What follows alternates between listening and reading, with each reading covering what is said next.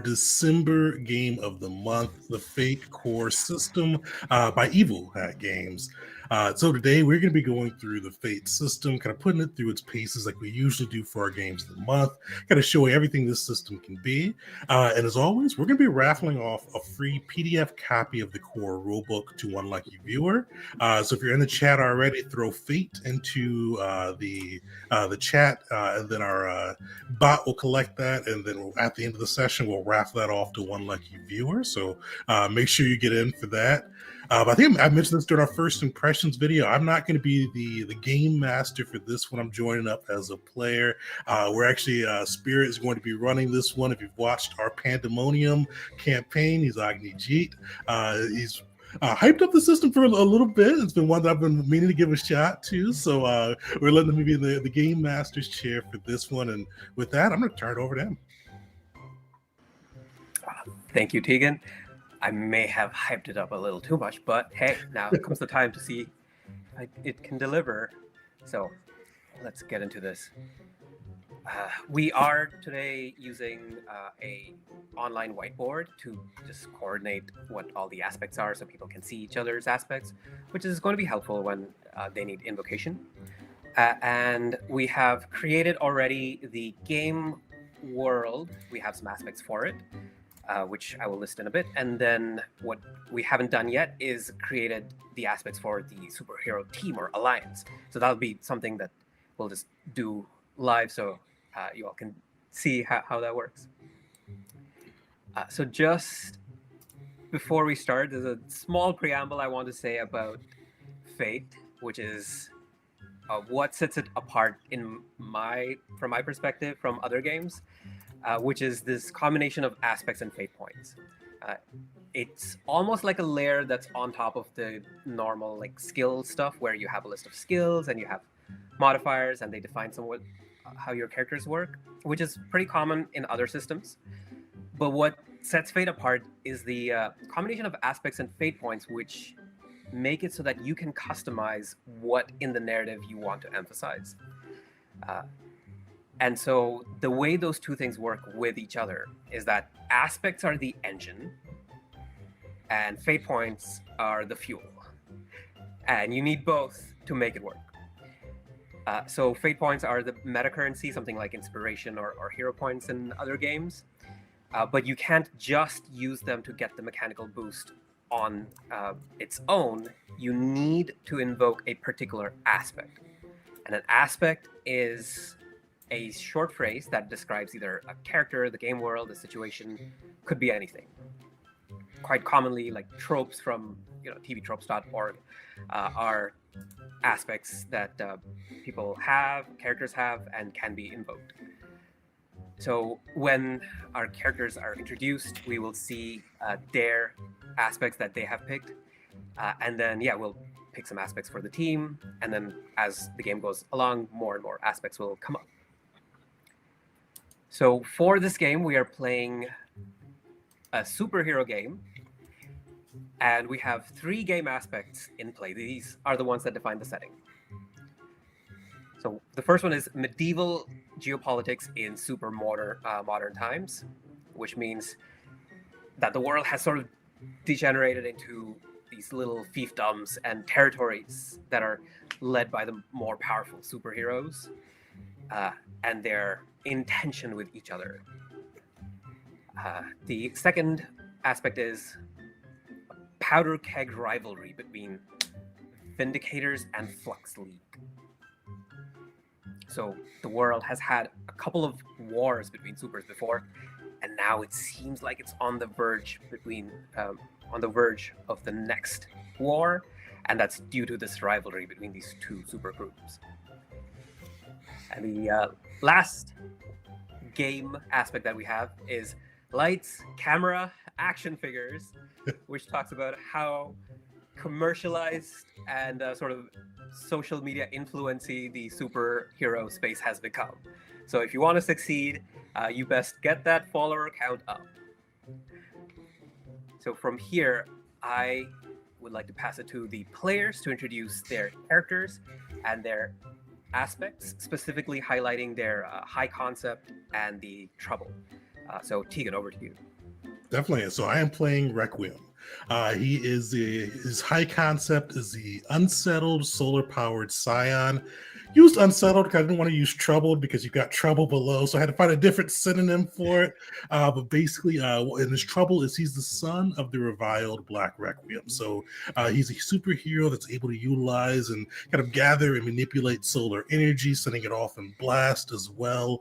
And his father was somebody that did commit some atrocities in the recent past, and he's trying to kind of get out of his father's shadow and try to forge his new path while still try to recognize the good his father did too before going off the deep end. So those are his high concept, his trouble. For his aspects, his first one, kind of going through kind of the three phases, where kind of the big thing or kind of biggest aspect of him, at least at the beginning, was kind of the sins of the father. As he tried to decide to join in the hero's life, kind of outliving his father's shadow has been the biggest thing that he struggled to do with everything that comes across. And even when he does a heroic deed, most people throw what his father's done against him. So he's kind of getting out of that shadow.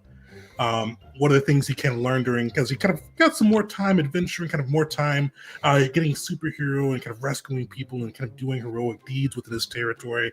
He realized he had often make impossible choices. So that's his second aspect, where it's not as clean as it's always made on social media, where the hero comes in and saves the day. Sometimes there are choices you'll have to make. And then the last one I picked for him is just kind of him really trying to embracing the hero's life. So it's a hero's life for me, with him choosing to be the hero versus just trying to step out of his father's shadow. Nice. Solid. All right. Ryan, let's go over to you next. Sure. What's up, sleepyheads? Today we're going out for another save. Just trying to keep these streets chill. Sorry. And may hopefully make a few people's days a little bit better. Once again, of course, back. You know it's me. It's Slowfro. And I'm just trying to make sure that the place around here is safe so that everyone can get a good night's sleep. My character, his superhero name is Slowfro, and he got famous when his hair developed a mind of its own and stopped a convenience store robbery without him noticing.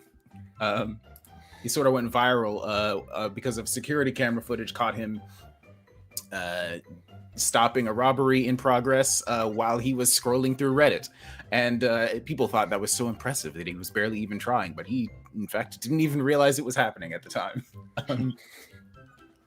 But now he has capitalized on that and created a YouTube channel for the kinds of weirdos who like to fall asleep to hero save compilations with lo-fi beats and breathy it's a word. ASMR?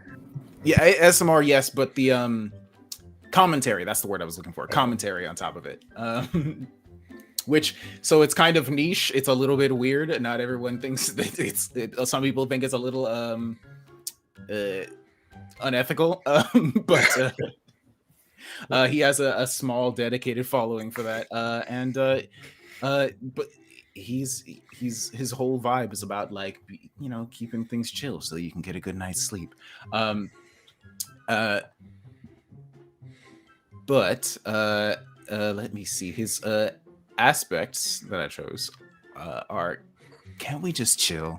And that I figured I could use for things like de-escalating, trying to keep things under control and that kind of stuff. And then the other one that I chose was always in the way.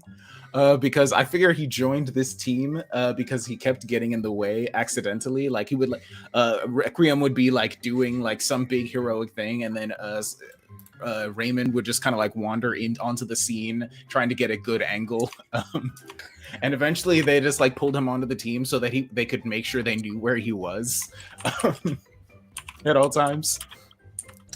And I think we're doing the thing where we intentionally left the last one blank so that we can fill it in during the game. Is that correct? Well, I think that's for the stunts. Oh, that was only for the stunts. No, it's also for the aspect. If you want, you can leave one of them blank so you can fill it in during the game. Yeah. Cool. Yeah. Okay. So I left my last one blank. Yeah. So and I never actually said what the high concept aspect was. It's cozy YouTuber with prehensile hair. So he's real good at wrapping people up and taking them to the authorities and whatnot. He's got a giant afro that turns into tendrils and grabs onto things. Nice. That's me. All right. After Bro, we have the Timekeeper.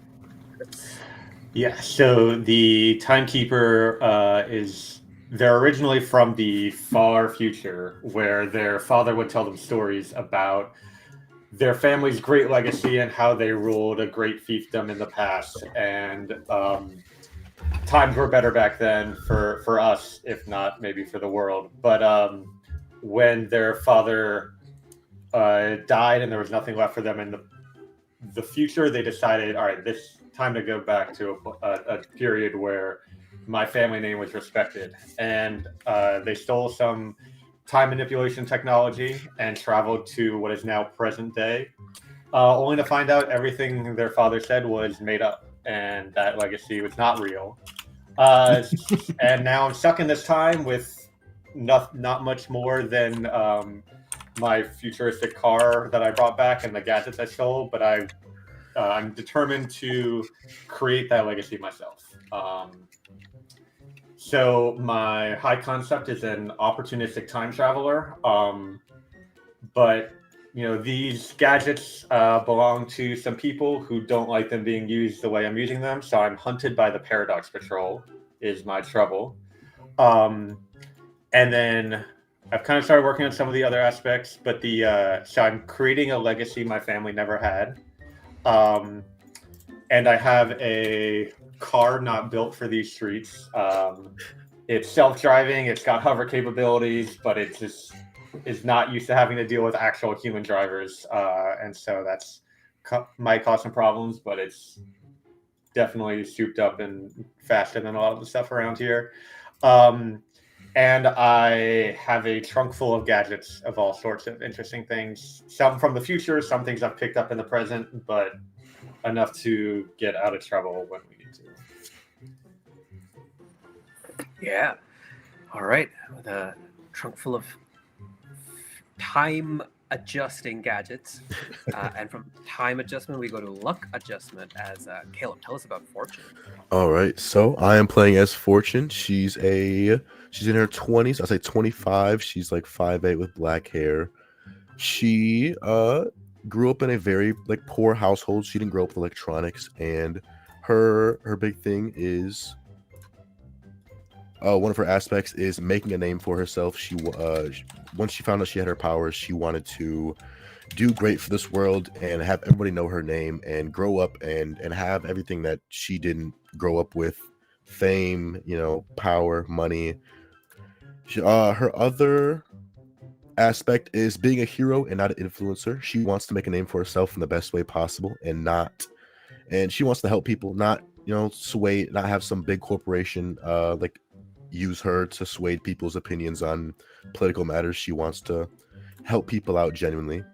Her high concept is probability manipulation, which is the ability to just even the odds luck-wise. If you from just helping not trip over that rock to making that life-saving throw that could save humanity.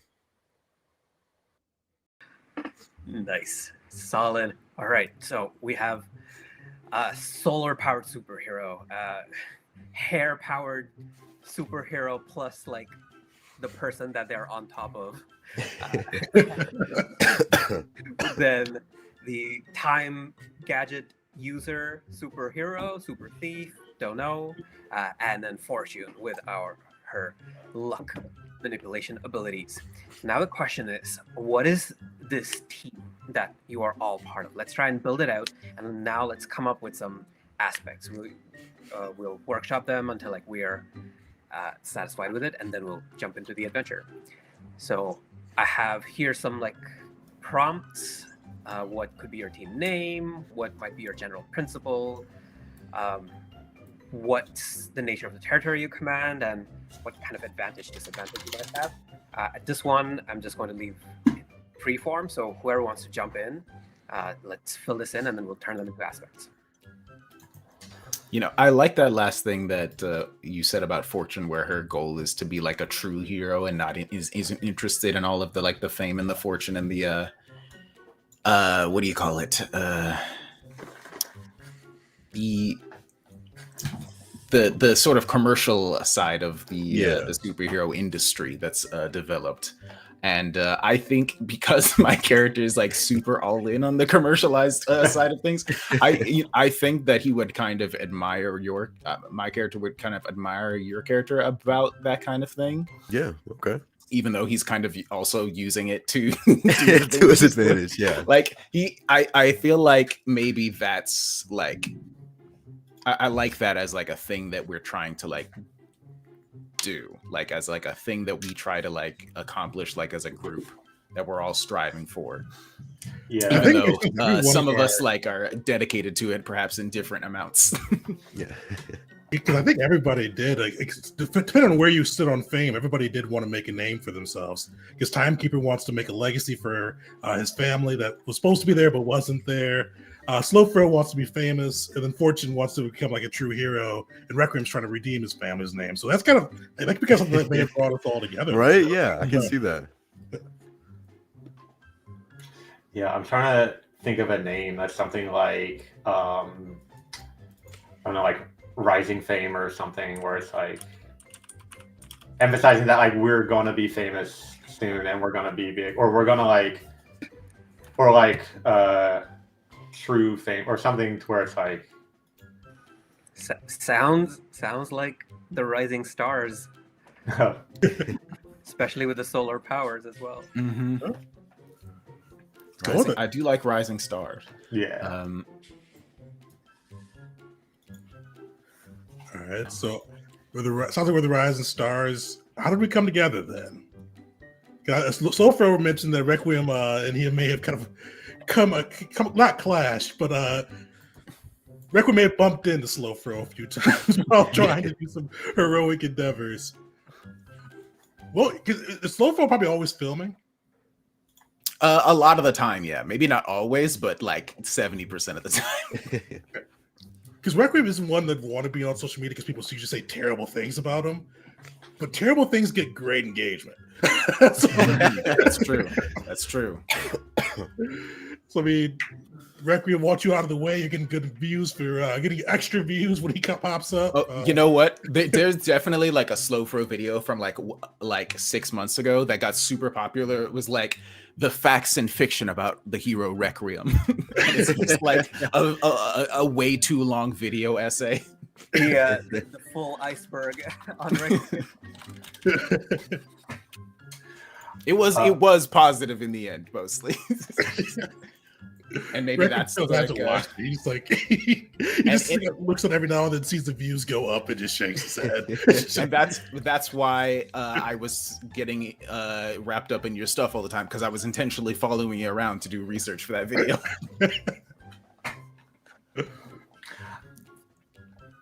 I was thinking about something like, based on the information that I have about what's going on in the present from the future, Fortune is the first person I sought out after arriving in this time, because I know something about her future, but I like refuse to tell her.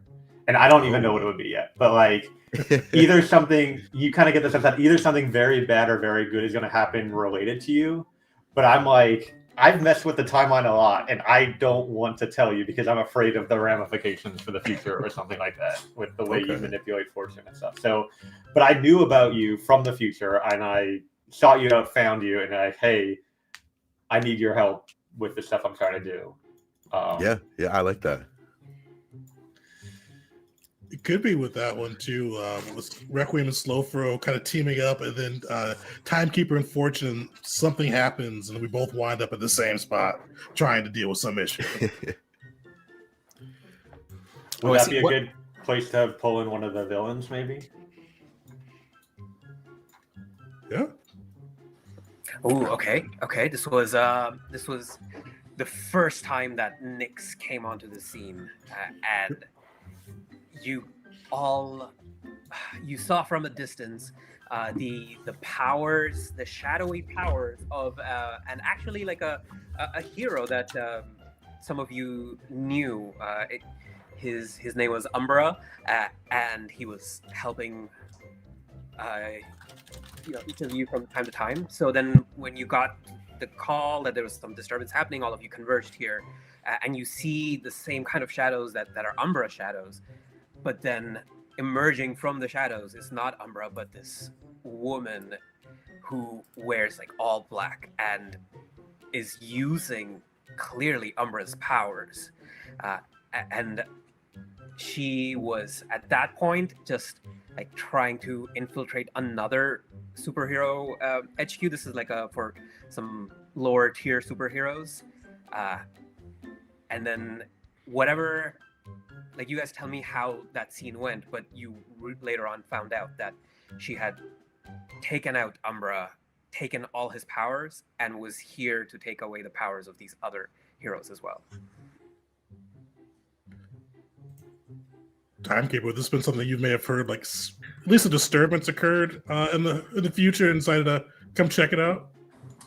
Yeah, or like I'm thinking something maybe that like I had heard about this Nyx who could steal powers, and I'm like, oh, that might be a good opportunity for me to like defeat this person with some help from others, and then the legacy that Nyx would have had, I kind of co-opt that for myself or our team or something, or maybe one of the people that Nyx stole from.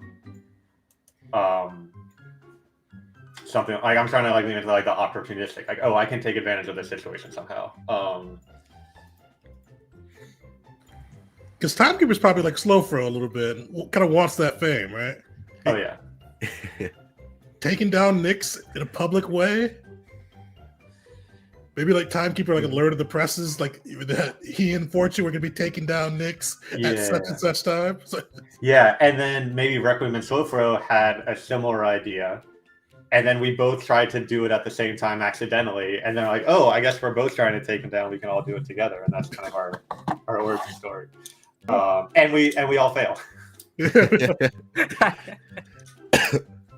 But it brings you all together, and then eventually, as you start working in this territory, you start like making a name for yourself, and eventually you become the guardians of this territory.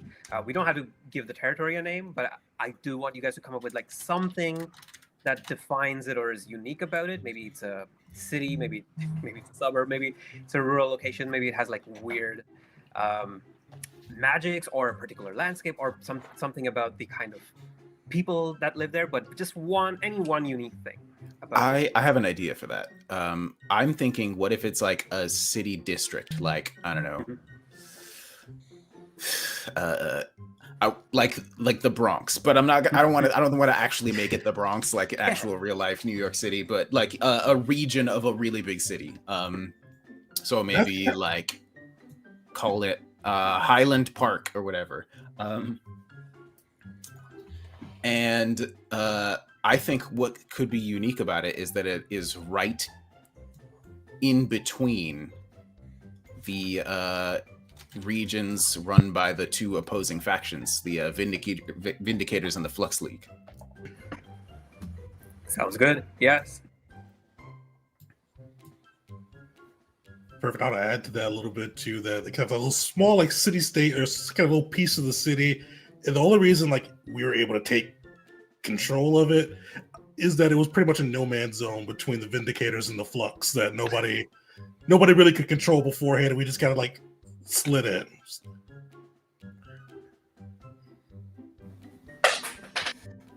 Perfect. Okay, cool. Now, being in this no man's land, let's see.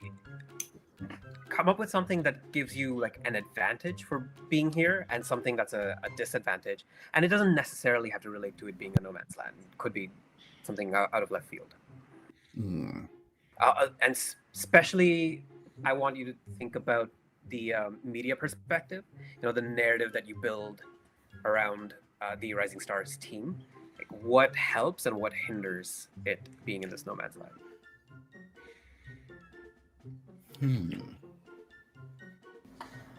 I think the helpful thing could be that they really haven't had heroes in a long time. They've been pretty much left to their own devices because neither team wanted to step in across lines to help them. Yeah, so maybe we've built up a lot of rapport with the like common people here, and like by taking out like low level criminals and stuff like that, and so the people here that like live in this area really appreciate us and like us for the work we've done, but they're not, you know, particularly. They're not a large. It's not a huge number of people, and it's not. They're not. They don't have a lot of like power or resources the way other people might.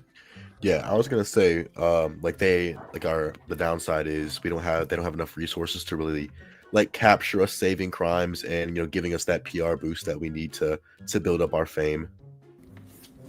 The internet is just awful in this area. Yeah, no service, no nothing. I like the lack of resources here. But also, this has the best noodle shop in the whole city. So I feel like Slowfro has like a sponsorship with them. It's like, go to the best noodle shop in the city. It's like mid-fight. It's like, I need to regenerate. I'm gonna get noodles. Save the day, getting some noodles. Oh, okay, awesome. All right, so I see a good potential for like three aspects that are attached to the Rising Stars as a group, right? So, how would you? I'll pick on someone. Let's say Caleb. How would you have a phrase, an aspect that's just about like your guys' ambition that covers that? A phrase for our ambition? Yeah, just tying together the themes of trying to make a name for yourselves. Ooh, sorry, put me on the spot there. Let me think. It's okay. I'll actually, because I've just assigned that to you, I'll also assign the other ones and then I'll come back to you. Okay. Tegan, if you can talk about it being the no man's land and maybe either the advantage that comes with it or the disadvantage.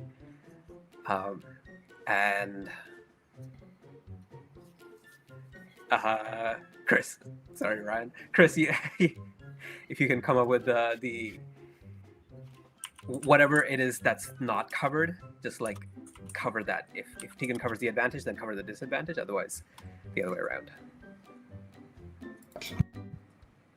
All right.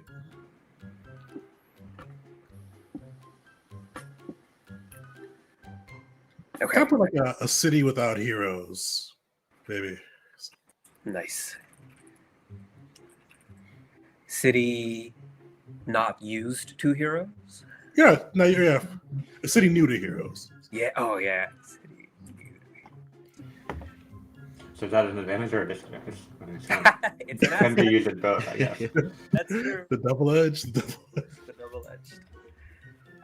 And Caleb, it doesn't have to be just on your own. Like everyone can give input as well. Okay, yeah.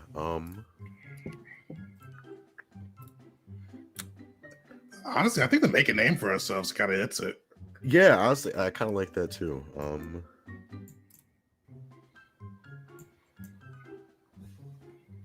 Like making the aspect is just hashtag not sponsored.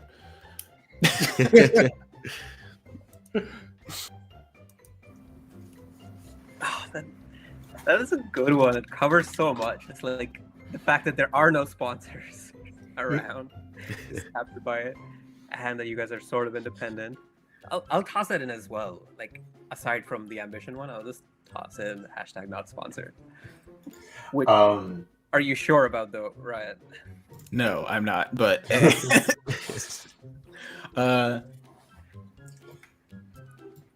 was thinking something like grassroots supporters. Yeah, nice. I like that.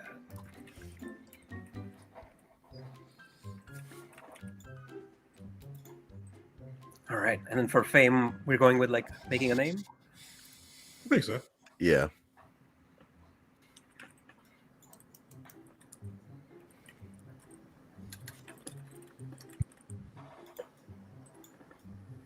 All right.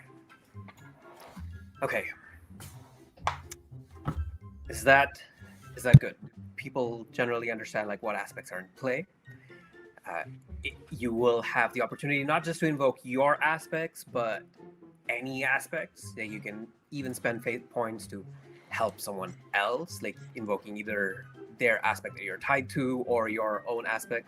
You can always invoke an aspect of the world or your superhero team to work in your favor or against your enemies. And so that's why it's good to have it on this whiteboard where it can be quickly referenced by everyone. Okay. Oh, wait, okay. Yeah, let me just also do this bit. The way I think about spending fate points for this particular game is if you think about comic books, right? Comic book panels.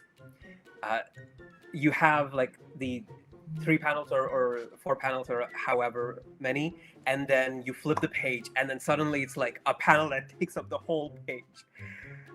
So think about those kind of moments where you have a bigger panel or like a full page panel, and how that panel emphasizes a core aspect of the character shown in that panel. And so I would say that that kind of visual is a great guideline on when to spend a fate point.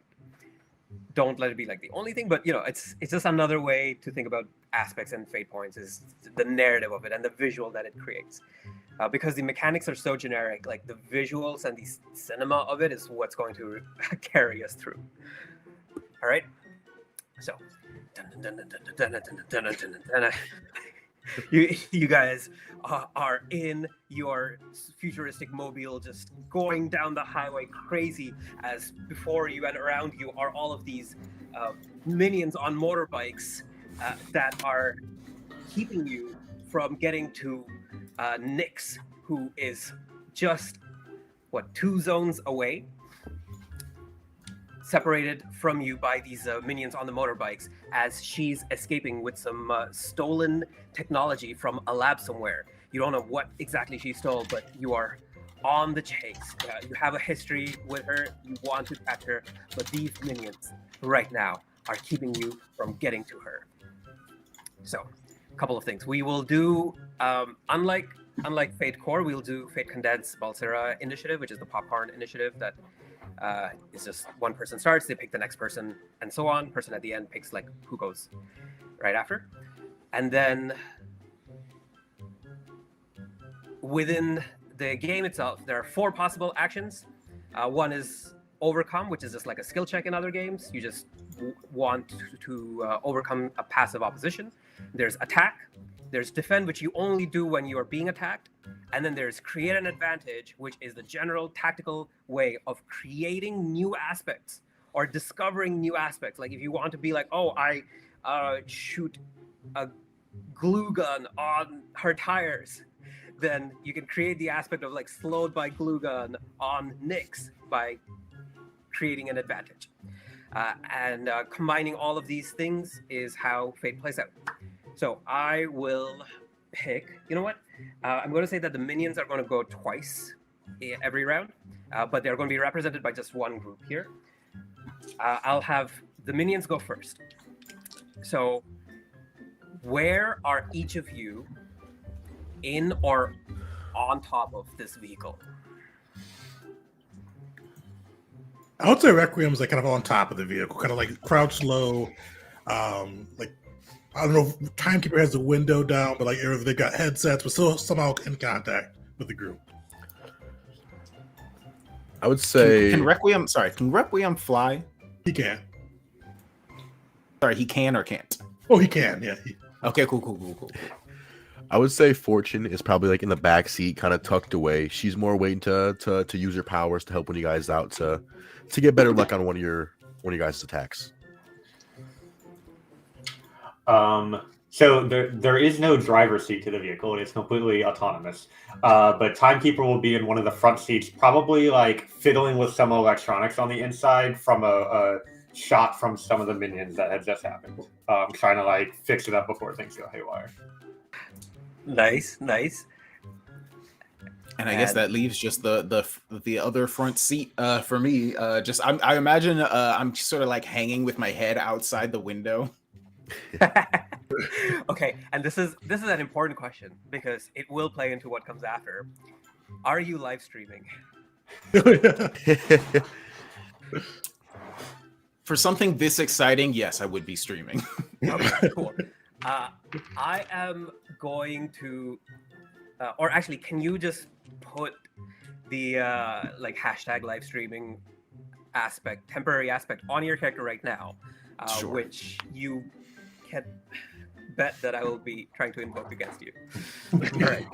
So first, one of the minions. This one, he's very simple. He just takes out a gun and he sees Requiem just out there as this massive target, really like physically big guy, and so he's going to take some shots.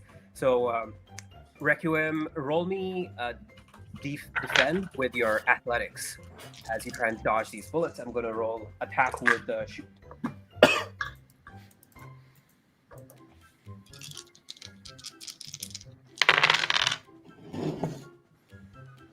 Oof. All right. Oh, that is a -2. Ooh. Okay, this is after adding the athletics bonus, right? Yeah, I don't have athletics, but let me make sure. I'm pretty sure I don't. Actually, no. It's a -1. -1. Okay, good. So he rolled a +3, so the difference is of a 4. So you have to fit 4 points of stress somewhere in your sheet, unless you or anyone else wants to use a fate point this early in the game to reduce that stress by 2. That's a lot. Oh man, but we just started. I'll use my fate point on that side. Okay. I reduce that by 2. But you have to invoke a particular aspect of your character or the game or the team to do it. I'm gonna invoke impossible choices. I'm gonna say he sees like these shots coming, and like he decides whether it's like he kind of like for a moment he feels he could like get out of the way, but if he gets out of the way, it's going right into the car. So he just leans into it and takes some of those shots. Nice. Okay. Yes. All right. So 2 points of physical stress, and then they are going to pass control over. Just roll for it. Slow throw. All right. Okay then. You said that there are a bunch of people on motorcycles, all like surrounding our vehicle, correct? Yes. So These if we want to guys think have in terms- guns. We have already established. Yes. Yeah. They have guns plus other gadgets. So if you want to think in terms of zones, there is the your vehicle zone. There is like the in-between zone where all of these minions are, and then beyond that is the Nyx's vehicle zone. Okay. I think I just want to. I'm just gonna go simple with this to start off with. I'm gonna do an attack and just try to. I feel like I'm just gonna like my head is already like outside the vehicle and my hair is streaming out behind me, and then it all just like goes taut and like starts reaching forward and I try to just grab onto a guy and just throw him off the motorcycle. Nice. Okay. Roll me attack with I guess fight if you use fight for your hair. Yeah. Fight. Yes. I believe that is the thing that I should be rolling. All right. So for fight, I have a +2. I believe in myself. Okay, so that's a total of +3. Nice.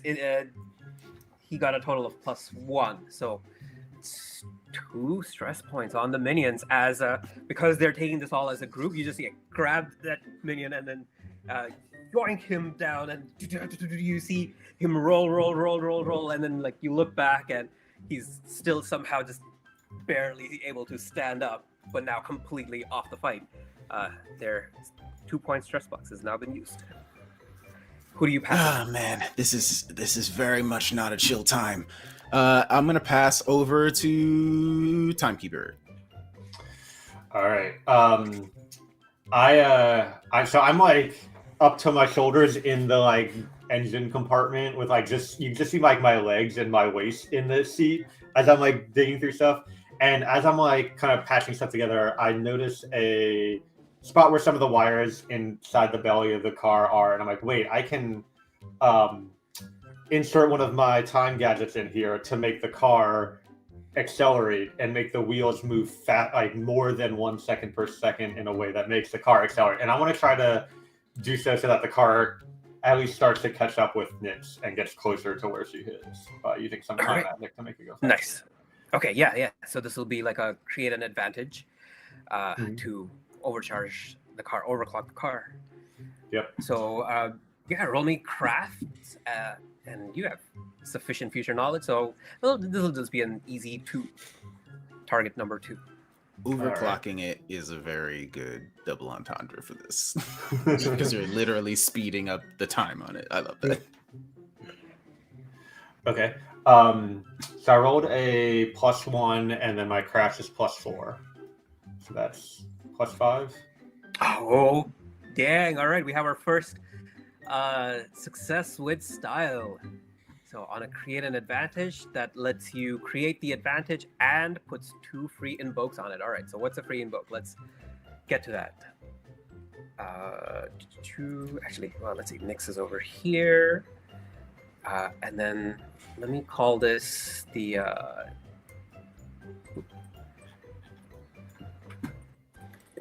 chase.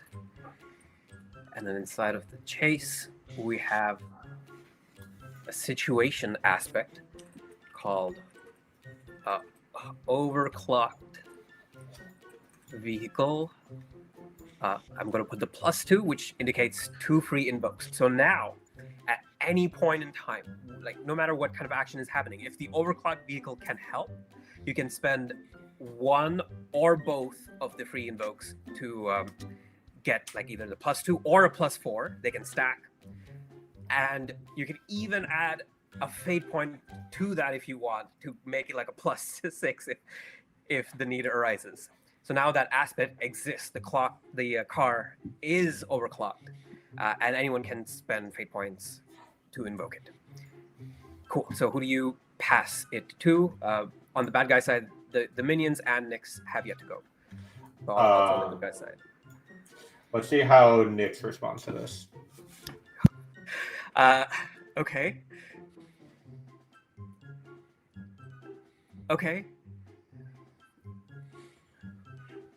Nyx looks up and out, and she smiles even in that distance, and then she speaks with her voice amplified with a in-vehicle megaphone. Well, Requiem. Once again, you attempt to thwart me, and once again, you prove to be so much less powerful than your father. If you were truly a superhero, you wouldn't wait for your companions. You would come up here and have a chat with me. And what is she doing? What am I doing? So first up, she's going to attempt to create this advantage on just like provoking the legacy. So that's what I'm going to call it if she can do it. And I'm going to give you a chance to defend this with will. Okay. So if you want to, you can roll will against it. But she has a pretty good provoke. So yeah, okay, that's a +3 on her provoke total. A plus, because I get to add my will +7. Oh wow. Damn. Wow. Okay. Yes. So you do not fall for her, and in fact, you defend so well. Success with style. You get a boost. So just put in like a boost sticky somewhere, which you can use when it gets to be your turn. Which, yeah, now that she has provoked you, she's just going to pass it over to you, the initiative. You see, like, for a moment, the words are getting to him, but like as soon as Requiem got out of the car, like, and got on the roof, like, he had like this big smile on. Like, Requiem you all would know, Requiem very rarely smiles outside of the house or inside of the house, but once like he's like out doing the superhero thing, he has like this big smile on his face. And you see, he just shakes his head at Nyx and goes, "Not today." And then he's gonna like kind of jump in the air. He's going to try to, I think, create an advantage. But he's going. You see his hands begin to glow as our car like hovers over the road. He is going to try to see if he can melt the road and see if he can kind of cause some disadvantage to the cycles. Nice. Yeah. What would that even be? Like shoot or? I picked shoot as his power thing. I wasn't sure if that was the right way to do it because he like shoots like uses the rays, but Yeah, I think so. I think it's shoot. okay. So the road itself is quite strong when you have the power of the sun. So I would say target number 3. It's asphalt. 2 blanks or 3 blanks. 1 minus 1. Oh, can I use my boost on that I just got? Yes, you may. That gives me a +2, right? +2, yes. That puts me at a 4, yeah. Okay, yes. So you create the melting asphalt aspect on the road. Let me add that to the chase over here. This is a situational aspect. Man, it's gonna be so cool when one of you actually cashes in these these advantages with a +1. So that's like a 1 free invoke. Nice. All right, who do you pass it to? It's the minions and Caleb left. I'll pass it to Fortune. All right, so I'm in the back seat. I just saw Requiem kind of get like trash talked to, but he brushed it right off his shoulders. But I know on the inside maybe he's feeling a little bit. So I'm gonna try to give him like a little bit of luck on his next attack. Yeah, just help him out a bit. And then for that, how does the rolling system work? I have D6. Is that the right one? Yes, you could use D6s. So if you're using D6s, just roll the first one and then roll the second one and subtract the second's value from the first. Okay. And then I add for.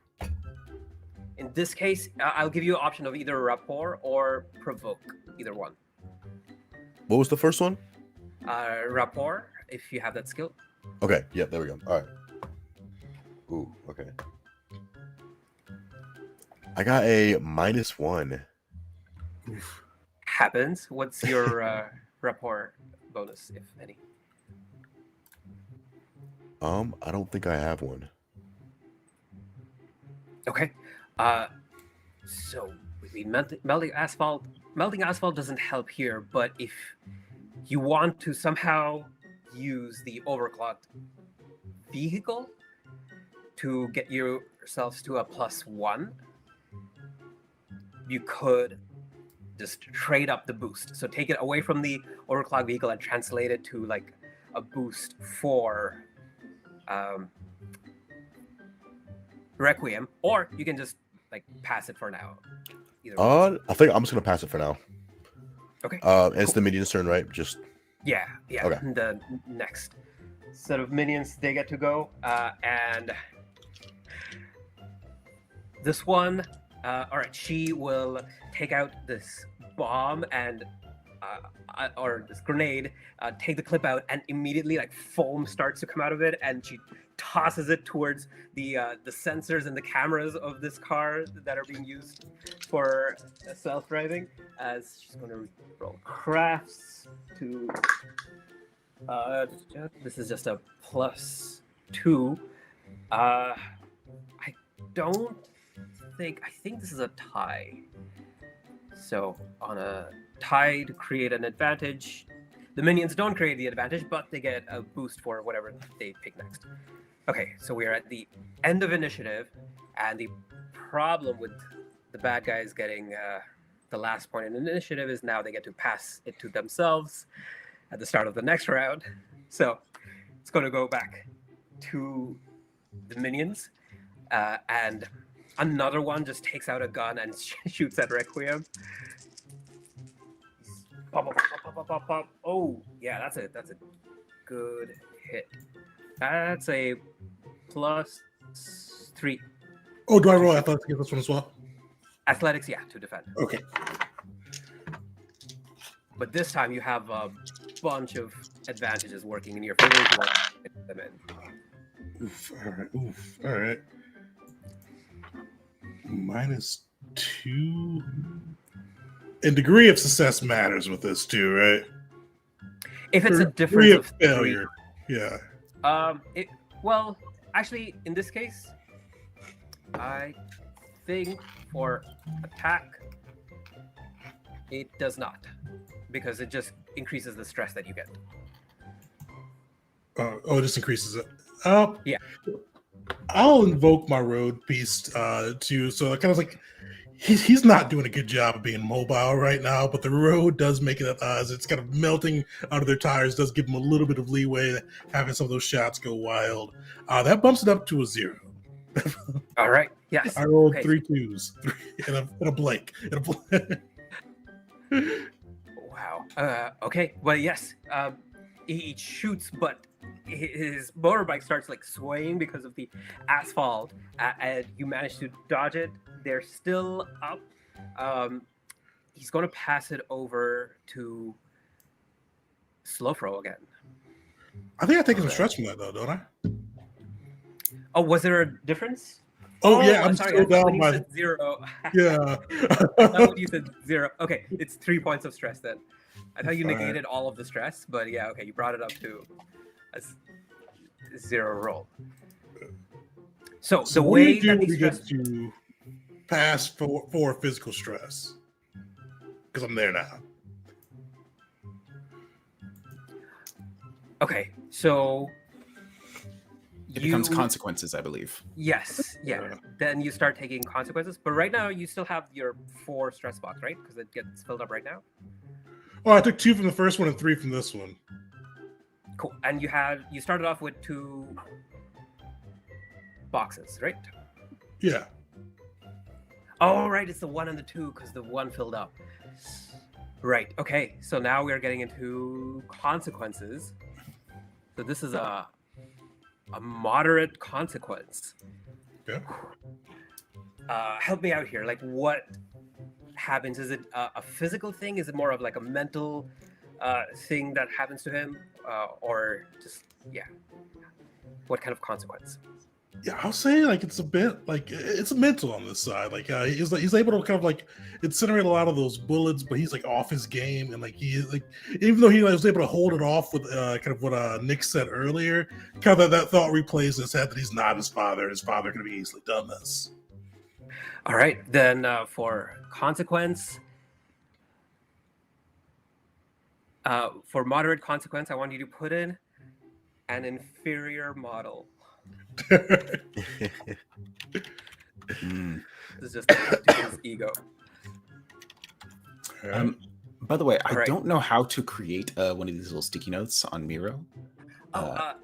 N should do it, or N for note, or on the side, dragging and dropping sticky should do it. All right then, cool. I'm just gonna so I can add live streaming. Yeah, go for it. Just a little baby one, just to remind myself. All right.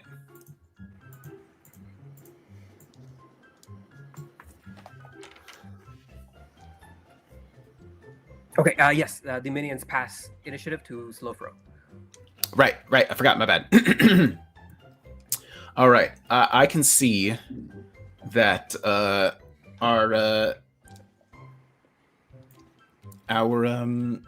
friend up on the roof is having a rough time of things. So I think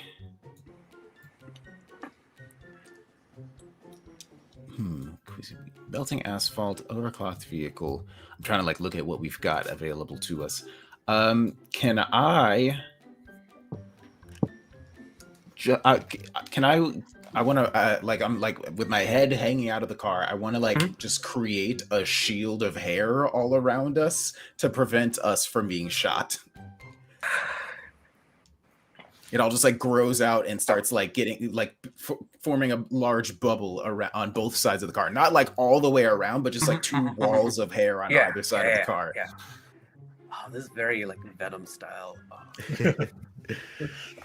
What would this be? This is like for crafting? skills, I'm thinking maybe physique, because it's like involving my that's what I've kind of been thinking of, like using my hair Mhm. would involve. I can see it. And then what it's going to do is just create like a defensive advantage. Yes. Yes. All right, let's do it. The target number is going to be 2 if you're just protecting Requiem, or like 4 if you're trying to get the whole car and everyone around. Let's do just Requiem for now, Sounds good. because he is the one that is the most exposed and the one that keeps getting attacked. So here we go. I have a +4 to this, so I believe in myself. Oh, nice. All right, so that is a total of 5. I rolled a +1, and my physique is +4, so a total of 5. That is with style. It's 3 higher. So, let's see. I'm going to put on the chase a shield of hair on Requiem with a +2 invokes. So like you can see, like the bad guys are like shooting up at Requiem on the roof of the car, and just like a wall of hair erupts like from the window, and it's like as the bullets are just like landing in the giant tuft. Nice. Yeah, he's out of sight. Go around. All right, who do you pass it to? I would like to pass the turn over to. We got to get the. Thanks. Yeah, we got to get the bad guys' turns out of the way. So let's have Nyx go. Okay. All right. Nyx sees this, and you hear. Well, Requiem hears the rest of you. You see from a distance. She gets up. The glass opens on the top of her door. She gets out and snarls, and she says, "No. You can't keep the apple protected." And she also like takes this unpins a grenade and just like tosses it. And this one is an explosion that's going right to your hair. So she's attacking slow throat directly. She's attacking the roots of your hair here with Okay. casting. You can defend with physique. All right. Ooh, okay, so that's a total for me. The total ends up being 2. Okay, Plus so 2. she got a 3, and I will invoke live streaming to spend one of my GM points to turn that into a 5. I don't like that. We have a lot of aspects in the chase that. Yeah. Can I? Is it? Do I have to invoke an aspect before I roll, or No, can you I can do it respond after. to Yeah, you your can- point with another Yes, thing of you can my respond. Yes. own? Can I just say that the overclocked vehicle made it hard for her to aim? Yes, Because we're going too with fast. Chris's permission, because he's the one who created it, but he can certainly allow you to use. Definitely. Okay. So if you use just one of those, it'll like negate her +2. If you use both of them, it'll reduce it by 4. So 5 will come down to a 1. Do you want to use it all defensively? I will say that stress goes away at the end of the scene. Consequences linger. Okay, good to know. I forgot about that. Okay, so wait, the difference right with just spending 1 is 1 point, right? Is 1 shift? Because I rolled a 2, she rolled a Points. 3, 2 and then points. she. Right. I'm just gonna use the 1. She got it to a 5. So right now, yeah, sounds good. So with the 1 used, you take 1 point of physical stress. As she gets you good, but the the shield of hair still holds. She's gonna pass it to Fortune. All right. So Fortune's in the back. She's been kind of hanging out, and she wants to get more to the front line. She wants a little more of that risk. So she's gonna spend her probability manipulation on herself, and then she's going to try to get lucky and find a misplaced gun in the car.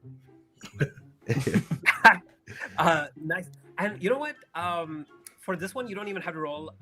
You guys like move with sufficient arms and armament. So any weapons that you think that she would have, just as part of regular missions, she would just have.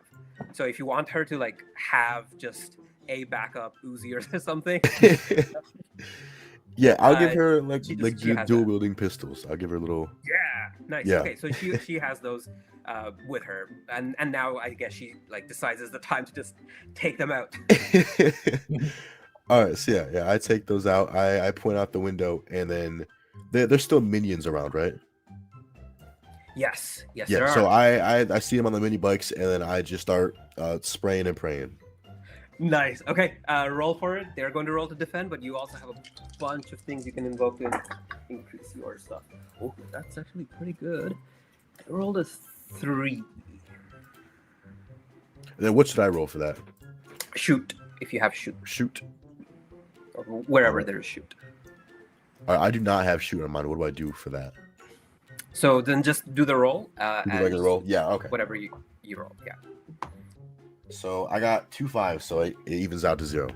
Yes. Okay. So right now, they have a 3+. It's looking difficult unless you use fate points. Oh, actually, let's talk about stunts. So, Caleb, by any chance, do you have a chance to give yourself any stunts? Because if the answer is no, Yeah, that's I Oh, could yeah. give myself a helping hand, and it's a +2 for my next roll. Okay, I can see that. Let's do something niche. So stunts are something that can either like let you use a different skill for a skill that you want to use, or give you a +2 under a very narrow set of situations. Okay. So if you want to give yourself the stunt of like, marked target, like you pick one person in a fight, and that person, your dueling pistols always have a +2 against that person, for example. That's a potential stunt. Yeah, I'll add that. I'll call it Iron Sight. Yeah, nice. So in this case, let's say, you have a +2 just because of that stunt. They have a +3. You would still need to use one of the free invokes. So is it the vehicle that's moving around, or do you want to spend a fate point and get the melting asphalt in your favor to get just the right amount of luck? Wait, what was my first option? The overclocked vehicle or the melting asphalt? I'll do the overclocked vehicle. Cool. All right. So Chris, are you okay with that? Yep. All right. As the car just goes forward and just turns to just the right angle, you get the shot, and with your pistol, you take out the 2 remaining sidekicks that were stopping you from getting to Nyx, which means the path is clear to the villain. Who do you pass the turn to? I will give it to Timekeeper. All right. So now that the path is clear, I come out of underneath the hood through my access panel, look through the front windshield window, and fiddle with my watch a bit. And I'm gonna try to freeze Nyx's vehicle in time, or if not freeze it, slow it down. But so that we can catch up to her. Oh, you're muted. All right, this is creating an advantage. It's probably crafts, though crafts is doing a lot of heavy lifting, but it is crafts here. Okay. All right, And including it is in the distance, so I am going to say that it's like a +4 to do this. Okay. I rolled a +5 Nice. with Nice. the +1 and then the craft bonus. All right. If you wanted to spend a fate point to invoke something, you can get it with success, so you can get 2 free invokes on her slowed vehicle.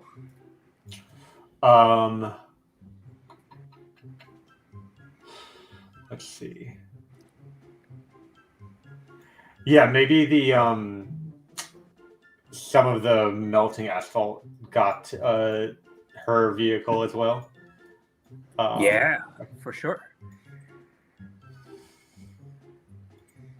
Okay, all right. So what would you like the aspect to be called? Running out of time. Nice. Running out of time on Nyx. Okay, cool. So you just spent a fate point to do that. So I'm going to move one of your fate points over to the spent one. And immediately, I'm going to offer you a compel. All right? So, the compel is that a Paradox Patrol drone appears out of nowhere because of that like big bit of my time manipulation and starts chasing your guys' vehicle. If you accept the compel, you get a fate point. So you'll just get your fate point back. If you want to reject it, you have to give me one of your fate points. I'll take that. That sounds fun. As the chasers become the chase. All right. And then there's like this blip behind, and in your head in particular, or so this device that you have, it starts like ticking, tick tock, and a little like the crocodile in Peter Pan with Captain Hook. You realize that something is chasing you that you don't want to be chasing you. So Paradox Patrol drone on the hunt. Timekeeper, how much have you told us about like the Paradox Patrol? Like, is this something like you shared, or is it like we're just like, who are these guys? Let's see. I'd like to think that maybe they caused problems for us in 1 or 2 missions before, but I wouldn't have like given specific details or explained like where they're from or why these people don't like me unless you asked about it or like dug into it. So maybe this is like the most direct action they've taken against us so far. And so like y'all know that like I'm on the run from somebody, but not any more specifics than that until now. Oh man, now who are these guys? Well- There's always something else going on.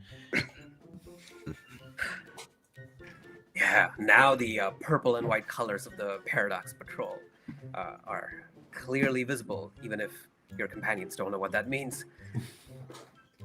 And that's not the only thing that appears. This is just the GM. Actually, you know what? We'll make it a compel for one of you. Let's do Requiem for you. Hero's Life for me. You wait. No. Okay. Hold on. Sorry. There's someone else here I could compel. Slow Fro. Yes. One of your followers, live streamers, has recognized the stretch of the highway that you're on and has contacted the media. And media choppers are about to like descend upon this scene if you want to accept the fate point. If you instead give me one of your fate points, they won't.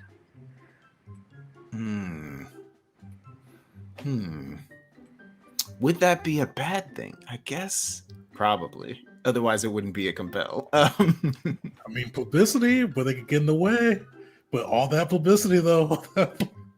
True. I will take it. That Nice. sounds good. So, do I get another fate point, or is Yes, 3 you the do. maximum? No, you get another one. You can have more than 3, more than your refresh value. And if you end the session with more than your refresh value, it carries to the next session. Okay. Well, I got to start spending these things anyway. So, All right. So after that, we are passing initiative to Requiem. Perfect. Requiem, you see, like he is like kind of protected in his little hair bubble, but like he is like smarting at that. Like he's been shot up. He definitely feels like that inferior model. But seeing that timekeeper slowed the car, you see like smiling, but just anger in his eyes. You see him like flare up with flames. He tries to dart after the car and tries to blast into it to try to stop Styx. And you kind of hear him muttering, "My father couldn't even do this if he tried." Okay. All right. And here's where I'm going to be a dick. Oh boy, here we go. All right. Invoke it. Invoke it. All right. So this is it. No, this is where we're getting to the end of the scene now. Okay. Nyx sees like her car being slowed down, you getting ready with a punch, like all of this, all of this, the media descending, but like the advantage is turning against her. And I just need you to roll notice. Notice. Okay. Just Requiem. I'm gonna try the dice roller this time. You're looking for a 3 or higher.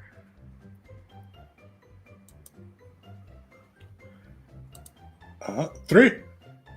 Oh, okay. All right. Okay.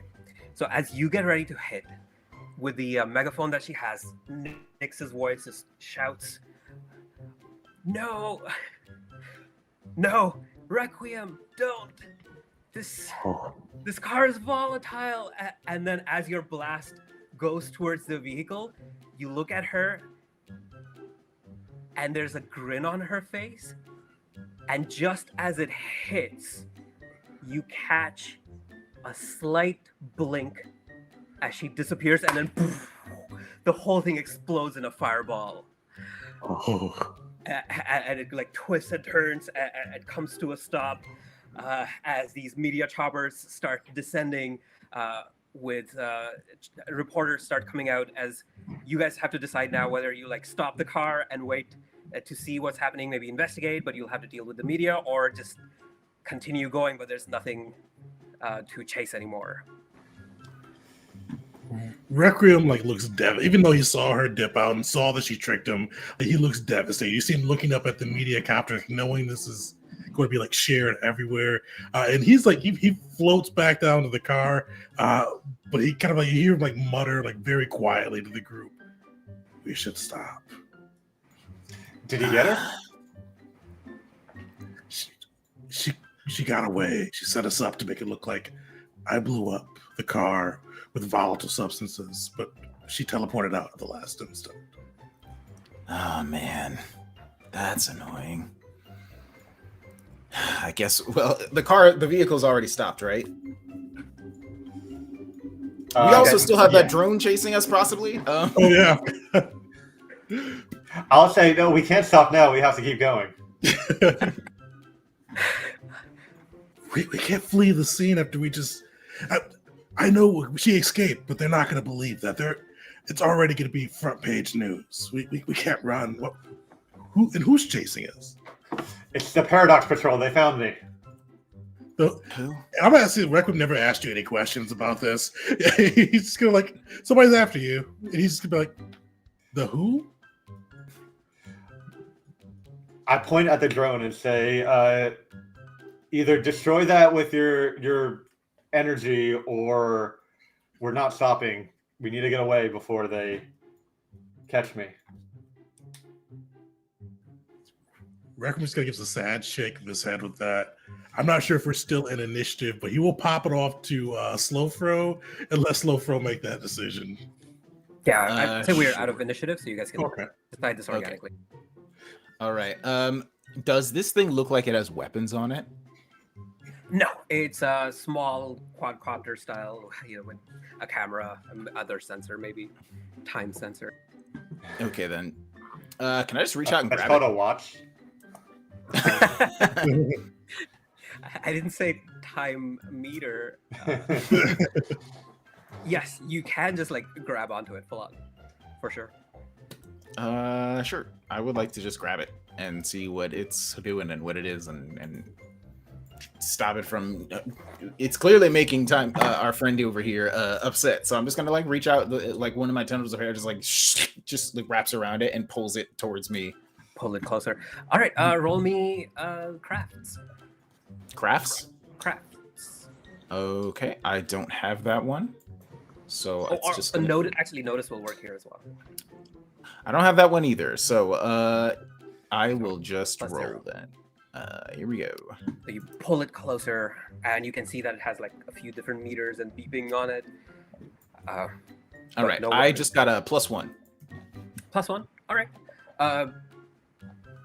Right now, you guys are just like going a bit further away from the point of the crash, and just as you drive further away, you see one of its meters, its sensors, gets like the intensity of the ping decreases and decreases and decreases.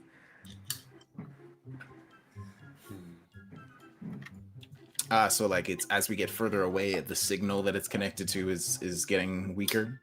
The thing that it's sensing is getting further away, like a Geiger counter getting like further away from the source. Right. We need to get it away from Nix's vehicle, or what's left of it. Oh, okay. Can we just like destroy it? Will that work? I don't know how much I would know about the Paradox Patrol and their procedures for that kind of stuff. Is there a check I can make or something to see, or? I'm going to say you don't know. Okay. Destroying it's better than letting it continue on its way. All right. So I'm just gonna just like smash it into. Yeah, it's See if it, I hope it doesn't explode. So I'm just like hold it up a little further away from me as an instantly crush it. For a split second, you think everything moves just a little faster than it should, and then it resets. Your timekeeping mechanisms detect like one pulse that have gone out, equivalent to like you doing a small bit of time manipulation. So this is like another point for the patrol to know that something in this space and time did something anomalous. But nothing immediately happens. And this highway is like in our territory? Yes. Gotcha.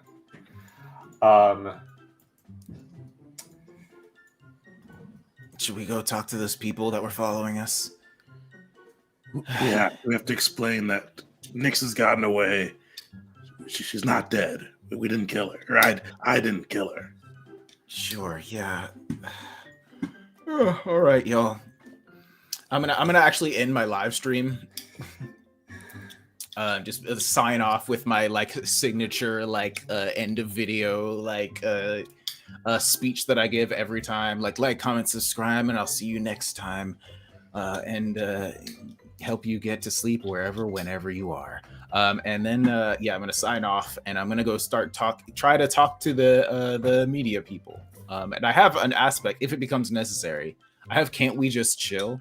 And I feel like I can use that is good for like de-escalating like tense situations and like, you know, helping like make sure that things don't get out of control. And I feel like that might be useful when talking to the media.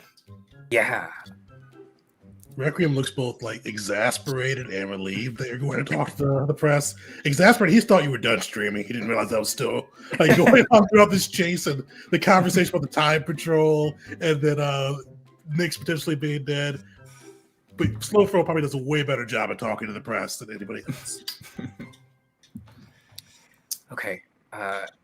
So yes, it is good that you are intercepting, because otherwise it would have been like a media making a provoke attack on Requiem, which, you know, they still are, but now Slowthrow, you're coming in for the defense.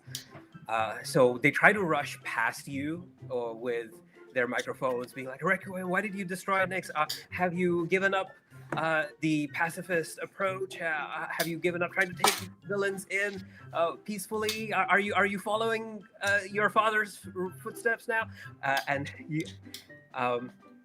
I see, let me know, but I see like just like grabbing them. By... Yeah, I did basically just like put up like a net, like behind me so that they can't rush past me. So like they can still see Requiem behind me, but like I'm blocking their path, like nobody can walk past me. And I just start like trying to calmly talk to them, like, "Hey, everybody, sorry, a little tired." But and just like I just have just like such a calming attitude about everything, and just like, yeah, it seems like she got away. She teleported at the last second. And they were it was a setup. She was trying to make our friend here look bad. And if you want me to roll for it, I do have rapport. That's what I was going to say. Like they are going to roll provoke. You roll rapport. Cool. And I would like to invoke Can't We Just Chill to get an extra +2 on it as well. Yeah, do it. They're sitting on a roll of +3 on their provoke. All right. Ooh, that's bad. Okay, so I got it. I rolled a -1, and rapport for me is +2, so that brings it to a 1. But then the +2 from Can't We Just Chill gets it to what I needed, I think. Yes, you get a tie. They get a boost, but they're not gonna push past you. So yes, you protect Requiem from additional mental stress as you play the crowd, play the media, which you know how. I'll let you describe that right now, while I'll say everyone else goes to the wreckage for investigating it. So, bro, like, tell us how you just calm them down and then get them to just move off of it. Listen, y'all, I just want to practice a little bit of radical honesty, all right? We were trying to catch Nix. You could see, I mean, there was all kinds of chaos. There was gunshots going off in the streets, but so we had to stop her. My friend Requiem over there, excuse me, my friend Requiem over there jumped over there to put a stop to it, but she detonated the vehicle at the last moment and teleported out just to make Requiem look bad. She knows about his reputation, and I think all of you do too. And we all know, you might have seen my video that I put up about 6 months ago at this point, talking about the facts and fiction about Requiem and his father. And and I'm just going like a long tangent about like how Requiem is different from his father and his track record, and talking about the way that Requiem has done things in recent hero saves and stuff like that. Nice.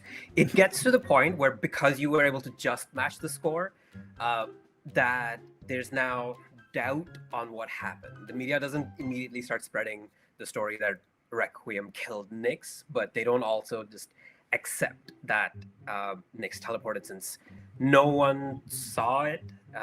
It was just Requiem that has the visual evidence. So I'll examine my live stream later to see if I caught. But I don't have time to do that right now. So doubt is what starts to spread in the media in like your territory and the nearby territories. Meanwhile, at the scene of the explosion, it's clear that the insides are so fully charged that it's not natural. Something was there to make it look like it went up in flames. How do you guys approach this?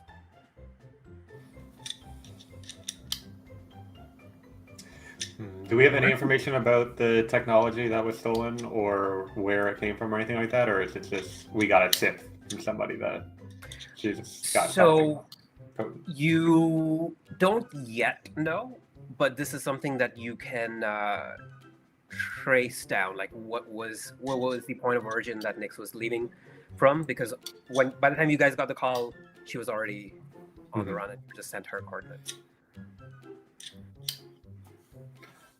Maybe I pull some kind of gadget out of my car that lets me pick up like a piece of shrapnel from Nix's vehicle and scan it, and then I start to see, like, maybe on a video stream or something, it shows me the reverse like time of like what happened to that piece of the vehicle, or like something like that. Okay. This will like register still on the Paradox Patrol, but you could do it.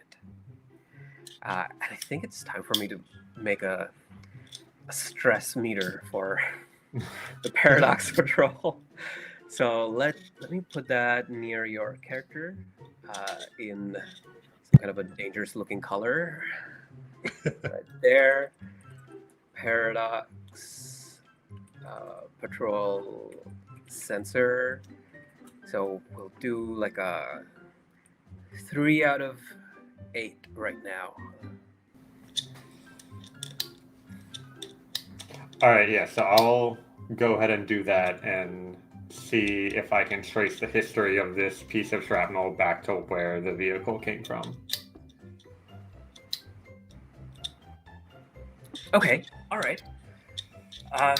So your gadget lets you see the vehicle itself go back in time a certain amount, and you see that the vehicle and its surroundings and like what was inside, Nyx was communicating with someone. She had like a communication device on her, which is unusual. She previously was working just alone. The vehicle itself seems. I'm just going to play it off. It comes from Robotech Industries, who are infamous for supplying villains with with a lot of their tech. So it doesn't surprise you that it has that ring, that connection to Robotech to it. What you do find is that there was this, whatever was stolen, there were multiple boxes that were stolen, multiple small boxes, and you see the time thing. It like shows all of those boxes just being gathered together and disappearing, except for one, which is still in like one burning wreckage, one corner of the burning wreckage.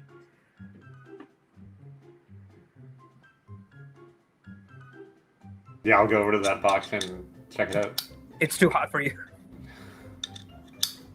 It's still on fire. Ah, Well, Timekeeper points that out. Requiem would try to see if he can quench the flames and pull the box out. Yeah. It's like, does Requiem have that power, and is it just full on quenching? Is it like redirecting the fire, or how does it work?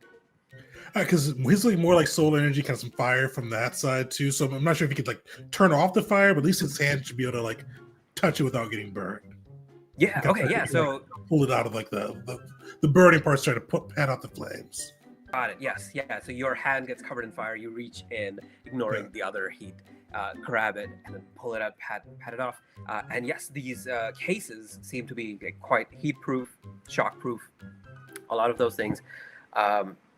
Some kind of a key is needed to open it, but this is something that back in your guys' HQ you can figure it out and pop it open. Definitely. Do we still see like any of the motorcycle minions around still?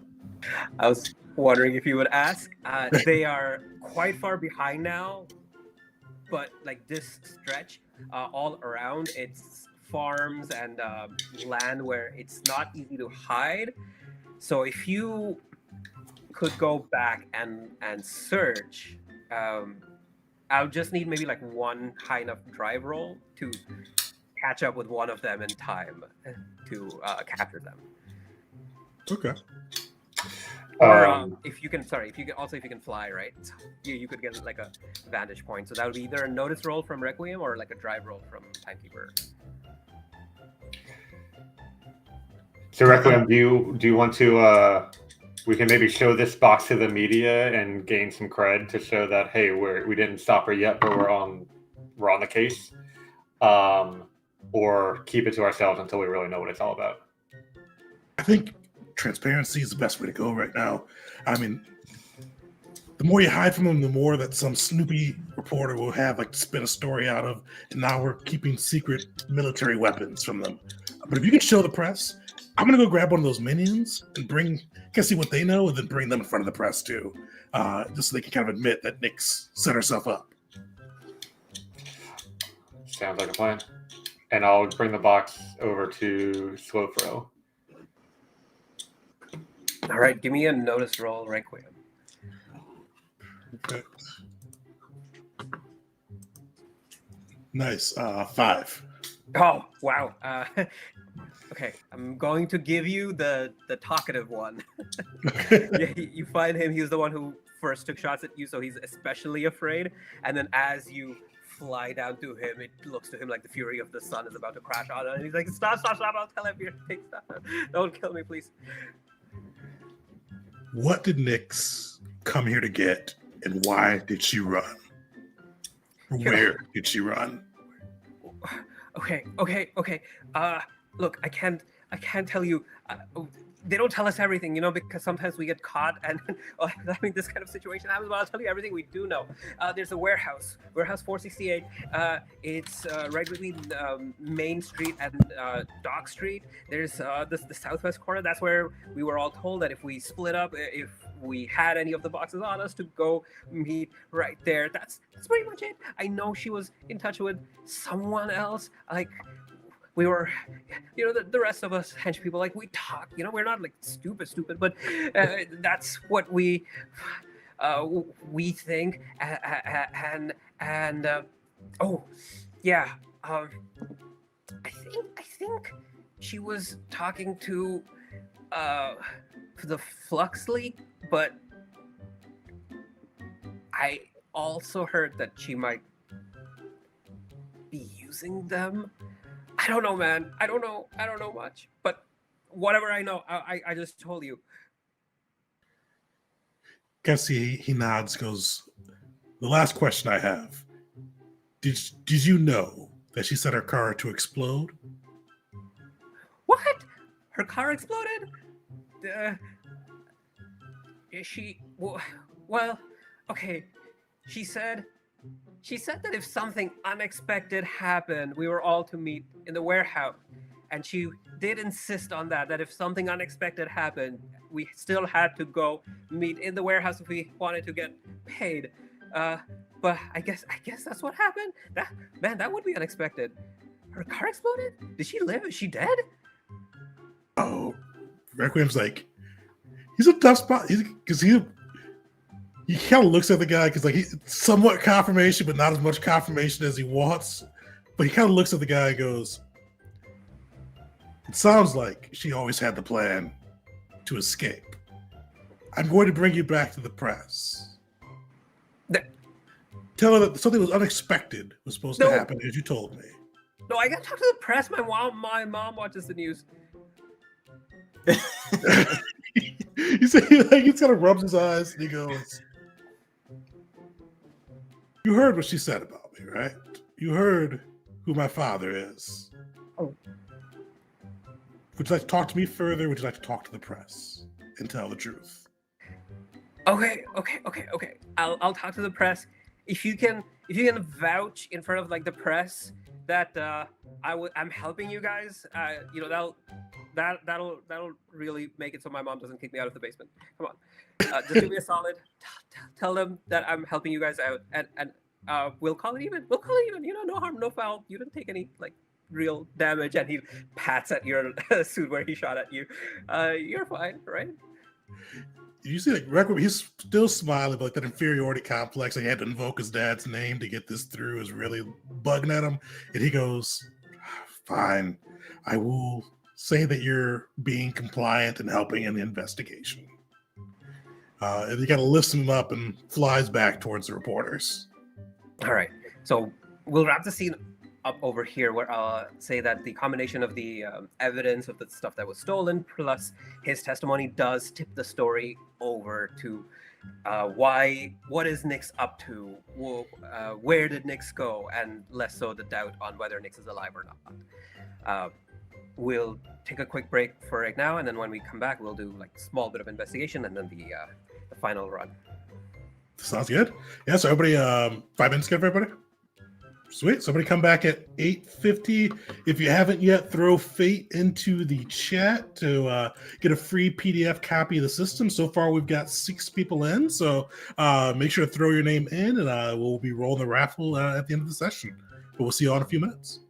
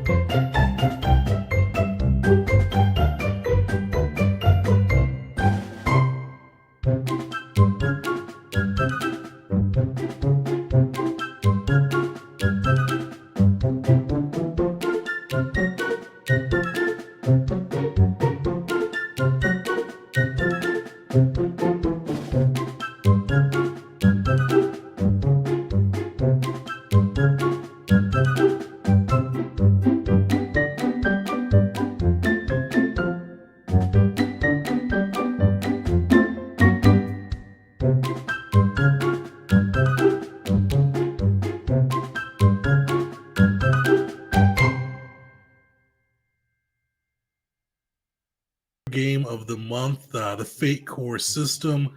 We're at part 2 of our adventure. We're using the Fate Core system as a general system for our own superhero tale. Before I turn it back over to Spirit, one thing I do want to shout out is if you haven't yet, throw into the chat Fate. That'll give you a chance to get a free PDF copy of this system so you can run it with you and your crew. We've got, I think, 6 people in there. Yeah, 6 people in. Nobody came in during break. So definitely throw it in. Good chance to win. And you're going to bring this game home for free. With that, I'll turn it back over. All right. Okay. One thing that I didn't mention is what Nyx did at the end of that scene, because what she did was also mechanically part of the system. It's a mechanic called conceding, which when either an NPC or a PC, when someone is about to attack them or before an attack is made on them, they can choose to concede the scene, which is to say that they choose to exit the scene on their terms. So it could just be, Batman just disappearing while someone turns away, or a ninja dropping a smoke bomb. They get to disappear on their terms if they think that the scene is turning against them. And the game even rewards you for it, so that if you concede a scene, the next scene that you participate in, you get an extra fate point. Oh, nice. Yeah. If you don't concede, let's say someone had used up all of their consequences and stress, and they don't concede, they stay in, or they take too much stress, more than they were expecting, and everything gets filled up, they get taken out. What that means is that the opposition gets control over their narrative. In some cases, this may mean death, but usually fate encourages you to take things in directions more interesting than just the character dying. So in Super's game, you're probably getting kidnapped at the very least. In an extreme case, you may be shunted off into an altered timeline or something. Nice. Yeah, so Nyx has conceded the scene. Our heroes return to their headquarters to regroup and figure out what happened.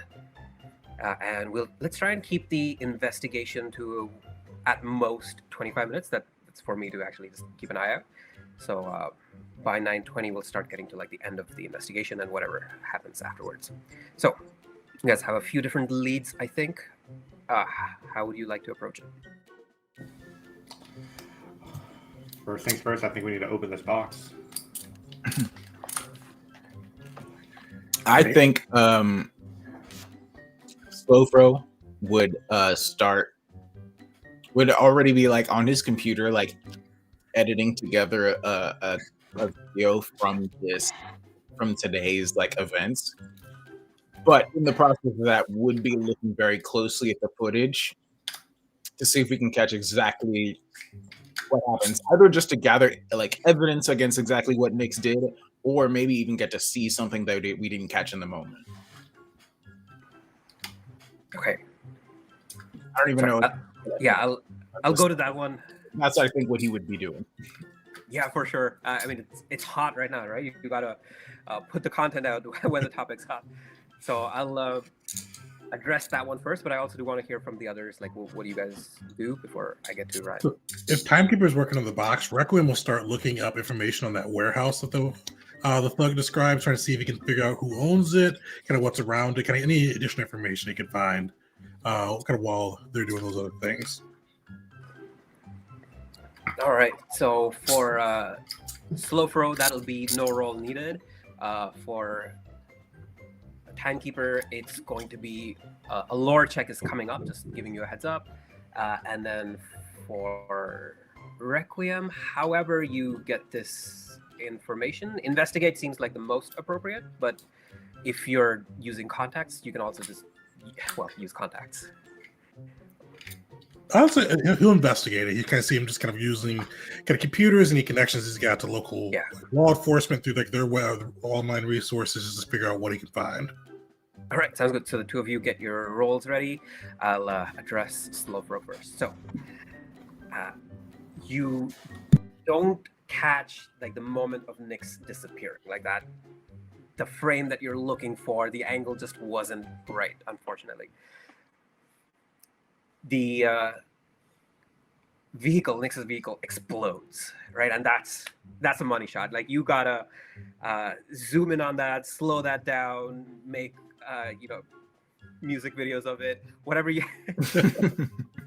need to do. And so you spend so much time editing like frame after frame of that shot that you start noticing that there is like the blackness of Nyx and like the shadows that should be emanating from that. There's something odd about it because Nyx's shadows are very shadowy, but the explosion is very explosive-y, and it's almost like there's some parts of the explosion or the flames themselves that are black, and it's not quite a like shadow. More so than an explosion should be. Yeah, like the explosion, where there should be the hot flame. Some of it is hot flames, and some of it is like black flames, and not just Nyx's characteristic wispy tendrils of shadows. That's weird. Anyway. How much does Slowthrow dive into Requiem's father? How much did he? Yeah, I mean, during like the video 6 months ago. Probably a lot, I guess. Because he would have done like a big whole like YouTube video essay. Like, it would have been only like what was available like publicly, like public knowledge, I guess. But he sort of gathered all of the public knowledge that he could find together to put it all in one place, so that he could so that the YouTube hits for anyone searching Requiem's father, his video would come up first. It's like 2.5 hours long, and is separated into chapters, and it's very well edited. Well, I'm not sure if Slowthrow would put it together or would kind of think of them may align, but Black Requiem does have black flames versus kind of Requiem's more emerald or yeah. So I almost certainly would know that. Does this flame look like that? Does the explosion like have some signs of that in it? Like, I'll say this: you haven't seen black flames anywhere other than from footage of Black Requiem using their powers. And sorry, what happened to his father again? Is he still on the loose, or did he get captured, or like what happened to him? So from my perspective, I'll say he is the current de facto leader of the Vindicators, even though supposedly there's also a ruling council there. But Requiem would have told you that in actuality, like if his father is there, then he's not going to allow other people's voices to override him. Beyond that, like how this happened, Tegan knows better. Definitely. So he's kind of the de facto ruler of the faction. I'll say he's not in public as often lately. He's kind of more behind the scenes. Some people think he's gone, but like if you follow kind of what's going on, it's kind of him still pulling strings. Okay, cool. So I assumed he was like gone or something, but no, he's still around. Okay. But do we know that Nyx can like steal other people's powers? You do. Do we know what that process entails? Certainly, you know for sure that death gives Nyx a majority of the powers, almost like 70-75% of the original person's powers. There have been other rumors that I will not go into right now. So I'm gonna just like, you see, just like at the desk, Slowfo, or his real name is just Raymond. So like whenever he's not like public, people just call him that. And just like looking at, he just like watches it, like like plays that clip of the video like over and over a few times. He's like, dozes off for maybe like 2 minutes, and then like when he wakes up again, it's still replaying over and over again. He's like, oh yeah, hey, Requiem, are you I imagine you're still around here nearby somewhere, right? Definitely, he's probably by his own little computer station, kind of trying to research the warehouse piece. Okay, you should come take a look at this. Your Requiem will come over, and you'll see like he's not smiling. He's like, his posture is like way worse than he was out there. He's almost like slouching a little bit, and he comes over and goes, "What's going on? Oh, did you get the video? Did you see her teleport out?" I didn't get that, but I got something else. Look, and he just like it's on a loop right now, just like playing. The explosion is playing over and over again. Does that look familiar to you? And you kind of see like and you kind of see him looking at the scene, trying to see if he can find like an angle that his father could have been at. That's Black Requiem's flames. Was he there? I didn't feel his power around, but that's definitely him. I didn't see him, but oh man, we do know that Nyx can take other people's powers, though, right? He like leans back in the chair. So, is a possibility maybe she took somebody else's black flames. Impossible. I mean, he's a bastard, but Nyx could take him down. I mean, they're probably working together. That's the only thing that makes sense. I mean, maybe. Could be. I don't know why they would be. I mean, we almost had Nyx beat, and you've researched him. You know what he can do. Yeah. Just seems like a strange team up. But hey, people have been people have teamed up with stranger situations have happened. Never know what happens these days. Oh, sorry. Yeah, I mean, people. I'm just. Yeah, that's definitely. He's definitely working with her for sure. He lied, obviously.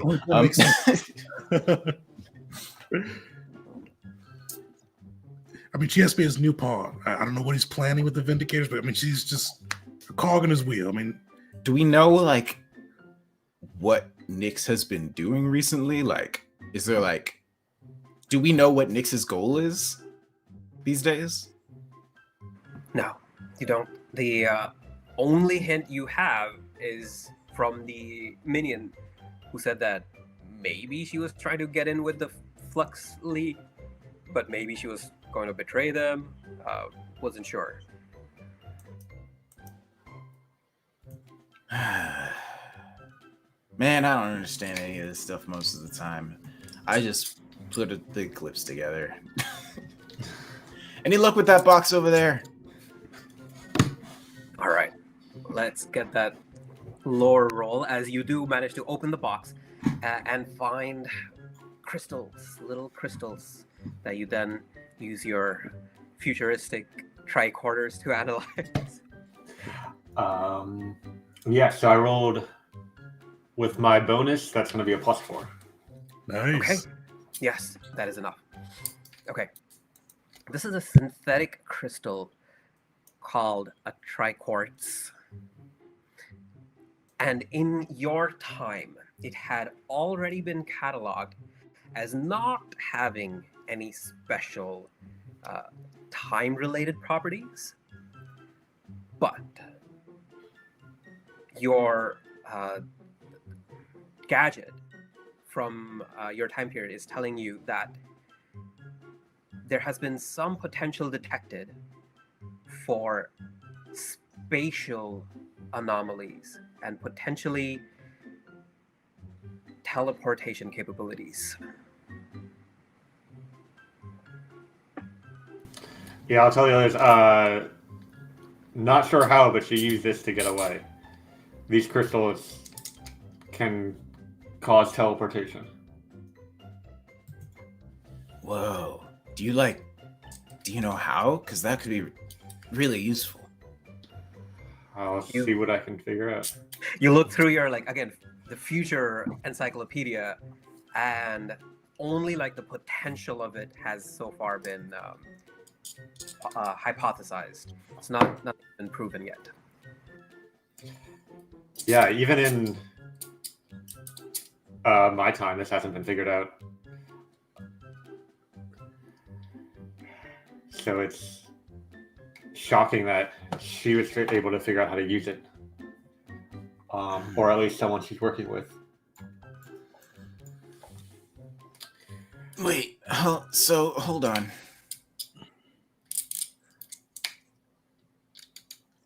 Remind me, the time. Are we a different universe than the one you're from? Or is what's gonna happen here eventually gonna become your time? So there are many different theories on why time travel is possible and what particular method it takes. But my best guess is that we are in a divergent timeline than the one I'm originally from. But I'd be surprised if any of my actions in this timeline could have caused it to diverge so much already that new technology is being developed hundreds of years earlier that isn't even understood from my time. Yeah, that is weird. Could it be your time patrol? If they can follow you through time, they may have additional capabilities beyond even what your time can do. Maybe, but they try to mess with space and time as little as possible.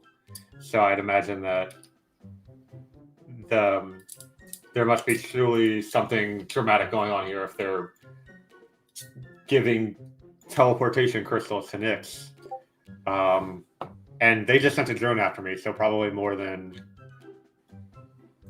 being aware of me. Maybe she stole it from them. Would that be possible? I feel like it'd be really I think it's far more likely that she killed Black Requiem and stole his powers than her being able to steal something from the Paradox Patrol. But that's just me.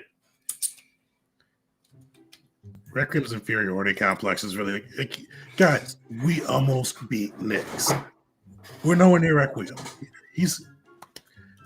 I think that Nyx probably, but maybe Requiem stole from your Paradox Patrol, giving him to his minion Nyx, and we find Nyx. Maybe we could find Requiem and call some hero support in, and hey, two birds, one stone. All right. Well, what about that warehouse they were talking about? Where is that? Yeah, so give me that investigate roll. You'll get like a minimum amount of information regardless of the roll, and then depending on the roll you might get more. I got a +1 on that one. Okay. I'd say that If you get a -1, you find out that it's in the same state as us. I mean, yes, it's in your guys' territory. He looks it up on Google Maps. Prints a picture off. Yeah, my database from the future is actually just Wikipedia from the future. Okay, so you find out that the warehouse has most recently been leased by sorry, I have to say this with a straight face. With Here and There Enterprises. I've written the name down on the mural board a little below Nick's. So they Wow. have been conducting, if when you start looking them up, 3 years ago, their CEO, Layla Nujaban, blanking on the last name right now, but Layla, she gave a press release talking about the potential breakthroughs with a new kind of crystal that they are studying. And then they were courting investors at that time. And then very soon after that, all PR from them goes silent. And you only find here and there on the internet references to like some shell investor corporation or firm that's putting in money in the here and there incorporated. You managed to also find their headquarters, which is also located in your guys' territory. It's almost like at the very center. So I would say your headquarters is extremely central, and maybe 5 blocks away from there is the what looks to be on maps like a tiny 2-story small like HQ for this what they purport to be a small startup. Okay. Yeah, so Requiem will kind of relay that and goes, Timekeeper, I think this tracks with the crystal technology that you're mentioning. It looks like they were kind of on track to kind of be a big splash, but either somebody acquired them or somebody shut down the research. It even sounds like teleportation here and there. I think we found a match. That all sounds very suspicious. I think you're right, Requiem, and I think that might be the next place for us to go. Nyx is obviously expecting us to follow her to the warehouse. I'm sure she's got traps and all sorts of plans schemed up for us there. But if we go to this headquarters, not to mention the fact that it's very close by, we can maybe figure out more about these crystals, more about who she's working with, what she's involved in, and catch her by surprise for once. I agree. I think we should go in quiet, though, if we can. Want to do a good old-fashioned stakeout? Stakeout or maybe quiet infiltration at the worst. And quiet infiltration means no live streaming. I know you're not the biggest on what's the current streaming platform. There's dozens from my time, but if anybody in your chat finds out what we're doing and leaks word to any of our enemies, they'll be on us immediately. Gotcha. Okay, video only, no live streams. Got it. Save it for after Nyx is behind bars. Then you can post. And make sure we have evidence, too. If we break into this place, our district's kind of poor. If we break into a successful company that was doing nothing, not great for our image. Yeah, I'll bring my GoPro.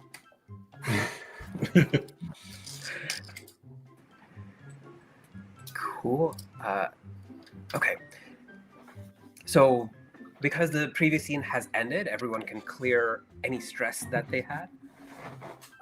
Now, usually a moderate consequence would take a full session to clear up. But for now, because we've had a bit of downtime, I will offer you, Tegan, the opportunity to reduce it to a mild consequence, and you can even rewrite it to something a bit milder if you can tell me what you do during this in-between time to do it, or if not, we can just continue. Definitely, I think especially as kind of they get geared up, and especially hearing that the theory that Nyx may have stolen his father's powers. I think that kind of at first the inferior model complex just kind of made him just kind of write it off completely. But then he started looking through old fights and kind of see areas where he may have seen that he could have done just slightly differently or even slightly better than his father, and kind of just bumped it down to Dad's currently better, but maybe I'll get there. Sounds good. Yes. Yeah, you can move it from moderate to mild.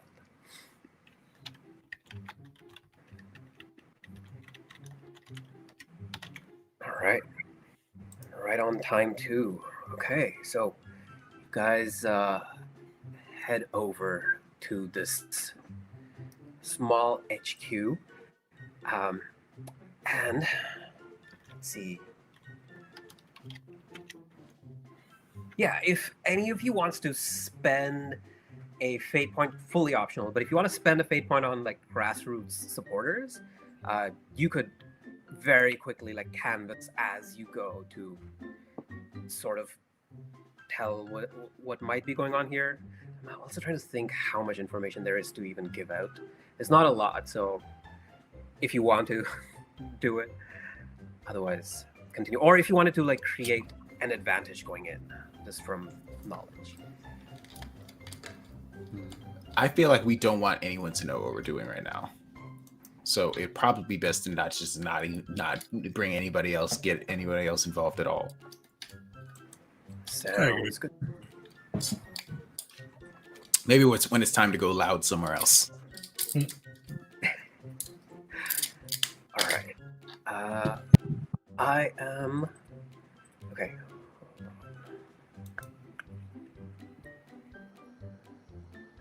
Yeah. Bump up the Paradox Patrol Center's sensor to 4 because of the investigation that you did, the time investigation, which I forgot to do about that. Anything else I think looks good. We're good to enter our final scene. So, entering this complex, I'm going to leave that to you guys. Between the three of you, describe to me like the time of day, the ingress that you choose, how you get in, and then I'll take it from there. Okay, so you said it was like a small 2-story office building? Yep. I would like to get in. Let's go like right after like an office. You know what? No, let's go at like a sunset, I'm thinking. And then I want to just like go around like into the parking lot and then go around behind the building and just spider like myself up the wall using my hair tendrils and go in through a window if I can. Yes, you certainly may. And then I can easily Rapunzel my hair down for the other two to climb. Although Requiem can fly, I think, so he doesn't need my help. Requiem will take the hairline and flying probably be a little bit too flashy with lights coming off him. Oh, right, because it makes like bright lights whenever you do that, doesn't it? Yeah. Okay. Okay, all right. So you pop open this window, go in, look around.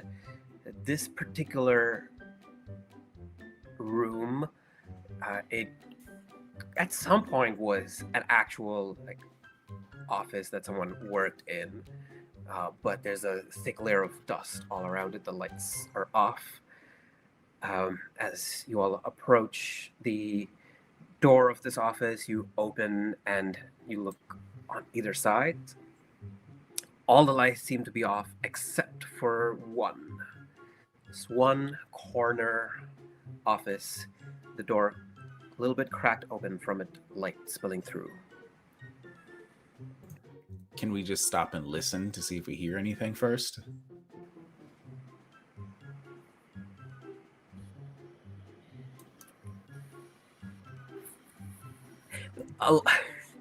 The clickety clack of a keyboard.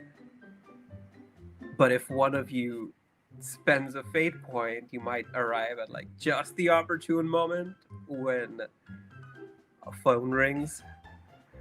You don't have to. This feels like something. Yeah, let's do it. Yeah. Let me do that. All right. I'm gonna spend a fate point and just like overhear a conversation that's going on, perhaps, or something else. from just like down the hall. I imagine this building is very quiet, so like there's no other sounds to overpower it, so we can hear it even down the hall. Yeah, you can.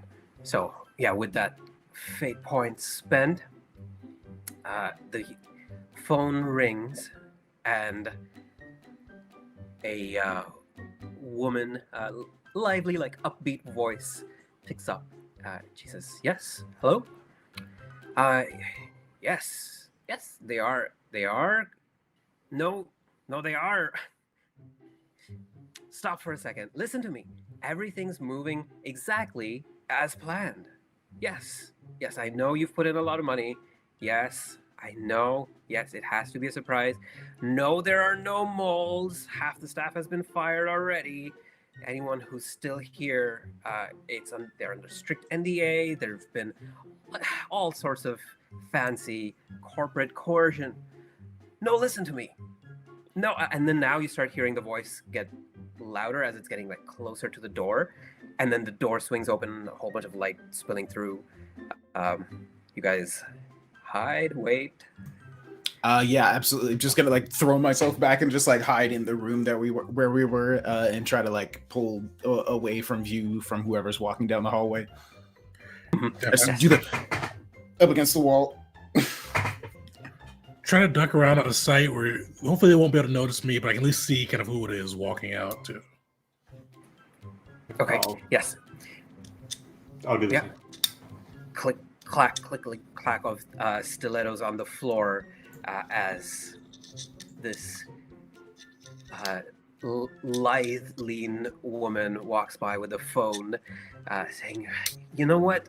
I'm just going to come down.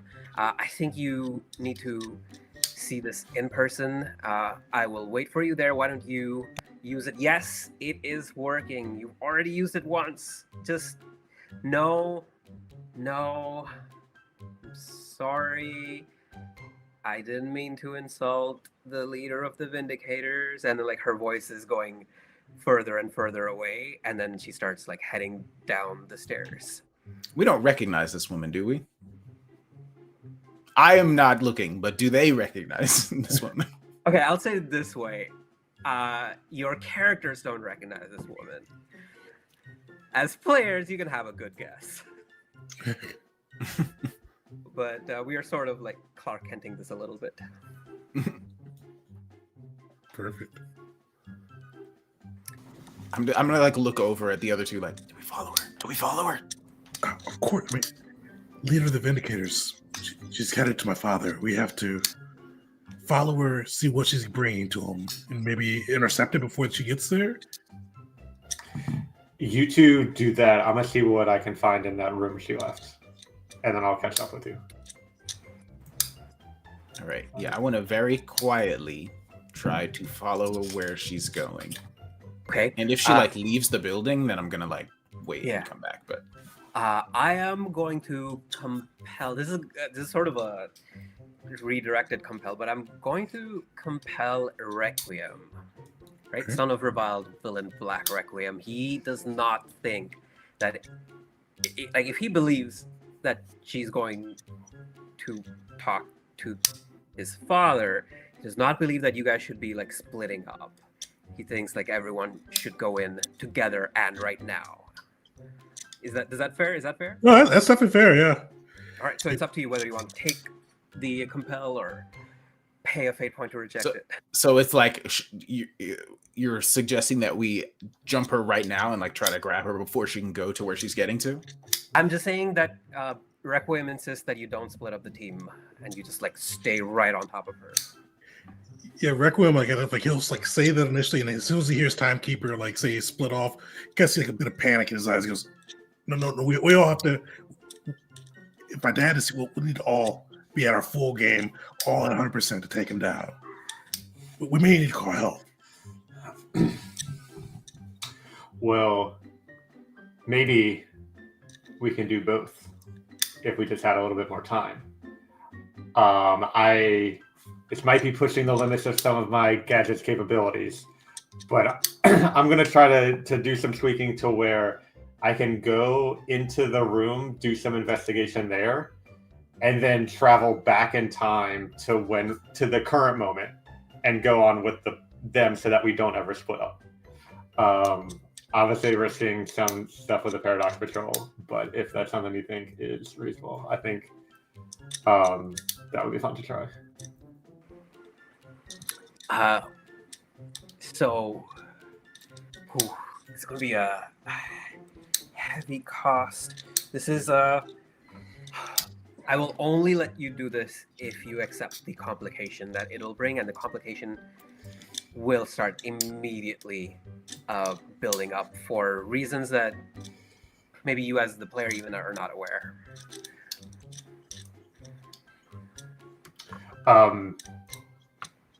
Building up to like some kind of consequence or something, or sorry, I'm not Yes, sure. Paradox Patrol related. Okay. Yes. Yeah, I mean, I'm an opportunistic time traveler. I take chances. Yeah, So. there you are. All right. So here's how this has sort of played out. What we're going to say is that first I asked you for a fate point to actually like boost this. This may be like beyond your capabilities, and then I offer you a compel to take the complication that comes with it, and you accepted it, so you get back that fate point. Okay. So you go to her study, right? You start like looking around. What are you looking for? Just if you have anything in mind, otherwise I'll just tell you stuff. I mean, so we heard a keyboard, so obviously there's a computer. So if I'm also going to want to keep an eye out for the crystals or something that might be holding crystals. But if that doesn't jump to mind, I also like the idea that like, you know, so far in the future, it's like, oh, we cracked 256-bit encryption a long time ago. I can easily get past password protection, that kind of stuff. But yeah, those are, I think, my two main things: is getting into the computer and then keeping an eye out for crystals or signs of the crystals. Okay, or yes. Triquartz is what you call it. Triquartz, yes. So you don't find any triquartz crystals. On the computer, there's a ton. So you find communiques to the Flux League offering services of one up-and-coming supervillainous Nyx. You find communiques to employees, just like full-on task mastering to get it done. It's vague on what it is that they're supposed to get done, but like really just fix the flux capacitance over here and then tune up the chrono measuring devices over there and all of these things. Just get it done. And then some old communications sent just broadly to the Vindicators as well, offering something similar, which is just the opportunity to work with the an up-and-coming supervillain unnamed. Okay, that happens. What else is there? We did that. I think this is about a good time. At this point, a floating beacon just like appears in the office and starts blaring multiple space-time anomalies detected, and it has the purple and white of the Paradox Patrol. And this is now like full-on calling them. This isn't just pinpointing. This is sending out like, come here. Like, Paradox Patrol in this timeline, come here. Well, let me think.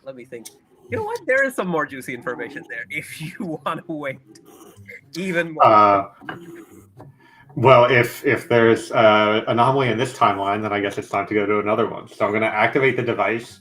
So kind of what happened is like the two of y'all saw Timekeeper walk towards the office, and like 2 seconds after that, what seems like another Timekeeper walked out of the door in the room that we like came in from. And so like they don't ever see each other, but for you, it's like there's suddenly two Timekeepers. And from my perspective, what happens is I go into the office, then I activate the device, and then I go out the window and around just to avoid any potential problems and come in through that door. So I experience both timelines, but y'all kind of momentarily see two timekeepers at once. And now I imagine that's kind of around the time when all this happens. But as soon as, and so y'all don't realize it, but in my head, like we're in a different timeline now, which is the one where, yeah, something like that. I'm trying to keep track of it, but that's how I imagine that, at least. Whoa, what just happened? Don't worry about it. The beacon is still blaring, but it's like dimly blaring now because the door was closed, and she who was on the phone, she hasn't heard it enough to come back. But the three of you can now, I guess, follow her. Yes. Let's go. So is a patrol coming after you? Like, there's two of you. What happened? Did we just die and then you had to go back to like undo what just happened? Do you want in to a different Do you timeline? want to know if I did? You know what? No, actually, don't. No, maybe it's better if I don't. That's what I thought. Okay. Now, but we need to get out of here one way or another. All right. Okay, so you follow her as she has gone down, and as you follow her, you see that most of the office's lights are off in the first floor as well, and then she takes another set of stairs going further down into the basement. Mm. And when you follow her there, let's see, is there any nice compel that I have? Oh, I could try with always in the way. Oh, I want to. What does that mean? Okay. We'll wait for now. So you descend into the basement, and the basement is shadowy. You hear the sound of footsteps receding as it goes further in, but all you look out and you see is darkness. What do you do? It's completely Like dark. a hallway, like a dark hallway. Yes, I should say, in the basement. And the woman is gone? Sorry? I said, and Right, the what was woman it? is gone? Like we lost track of her? Yes, it sounds like she has gone like deeper into the hallway. Okay. Requiem would try to keep like a very small spark, just to kind of give just a little bit of light for us to see kind of if there's anything crazy in the hallway, but not enough that hopefully it carries on to kind of where she's at. Okay, all right. Immediately, you are all shocked for a second as you see a whole bunch of black, like obsidian, super polished mirrors at various angles start reflecting this little bit of light around and your own reflections around. And in one of those mirrors, you see the woman, like her just receding clip clop, but the angle is so awkward you have no idea what it's actually reflecting. And then from the distance you hear Nyx's laughter. Uh-oh. But she's still receding. I think she knows we're here, guys. Stealth off, and he just at this point Requiem tries to charge after her. All right, okay. Knowing that the shadow powers are probably gonna mess him up in this mirror house. There are a few different hazards over here. So let's see, obsidian, hall of mirrors. That's an aspect of this particular zone. Well, I knew you would find me. I have to say, sooner than expected. Roll me notice.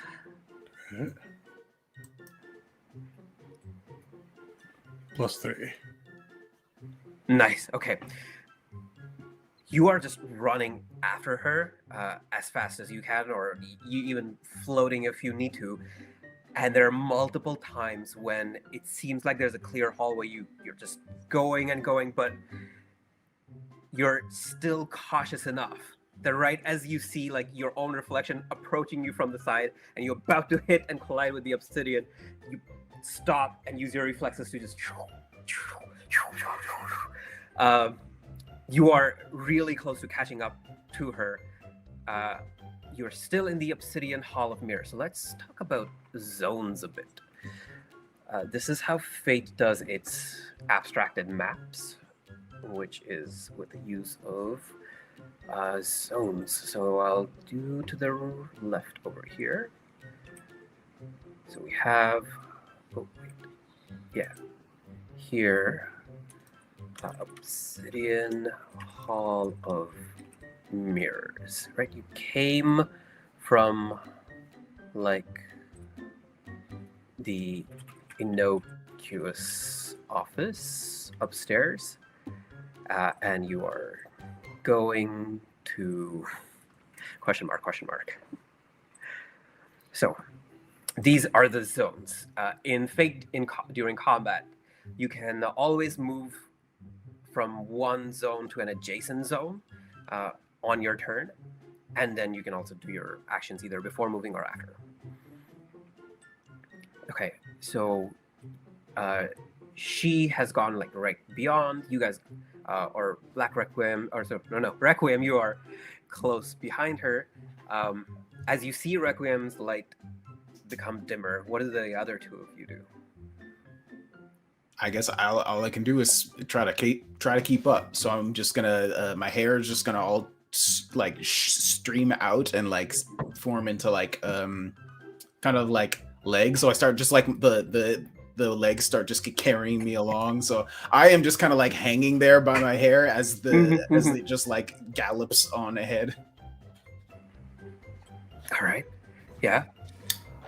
Chris, same thing. Like you just follow. Let's see. Yeah, I think I'll just follow along for now, constantly kind of looking behind me and nervous about how much time we have. All right. I mean, if it give me a notice roll, Chris. And Ryan, I'll say that with your hair, it's like prehensile enough that you don't risk running into these mirrors because you can, have feelers out, just tracing a path. Cool. That's a -1. Okay, never mind. Yeah, you don't hear the patrol coming after you. Cool. So you Great. guys are Better to not giving know. chase. And it is first it's first Requiem who just emerges from the Obsidian Hall of Mirrors to the portal room. All right. You enter. You see that she is now she has taken off her CEO outfit and is wearing the black, but she hasn't put on her full Nyx mask yet. She turns and she's just waiting for you to approach. Behind her, there are two portals, a yellow one and an orange one. They're glowing, and when you look through these portals, it seems like they're looking to a different place, like portals, like things you have only heard of in science fiction but haven't imagined can exist in this realm. You don't yet know where these portals are going. You don't even know if they're fully stable, but there's these devices that are powering them, and there's electricity crackling around in this mid-sized room where there's a lot of other dangerous technology as well, and it's just her. And now for a moment it's just you. She says, well, you have caught up. Let's see how this plays out. And she sends her shadow tendrils out towards you. And I think this is where we'll go into initiative. All right. Sweet. All right, final initiative of the day. Can we? Sorry, go ahead. I was just going to ask about like the room, but if you have more things to talk about, you might answer my question before, if you're not finished. So go ahead. No, talk to me about the room. Yeah. Oh, I wanted to know if we could see through the portals, like where they're ending up. Not yet. The way that they've been set up, it's a lot of like mislead and ways to make you get lost and crash into yourself. They made sure to not have anything reflecting into the portal room. Gotcha. All right.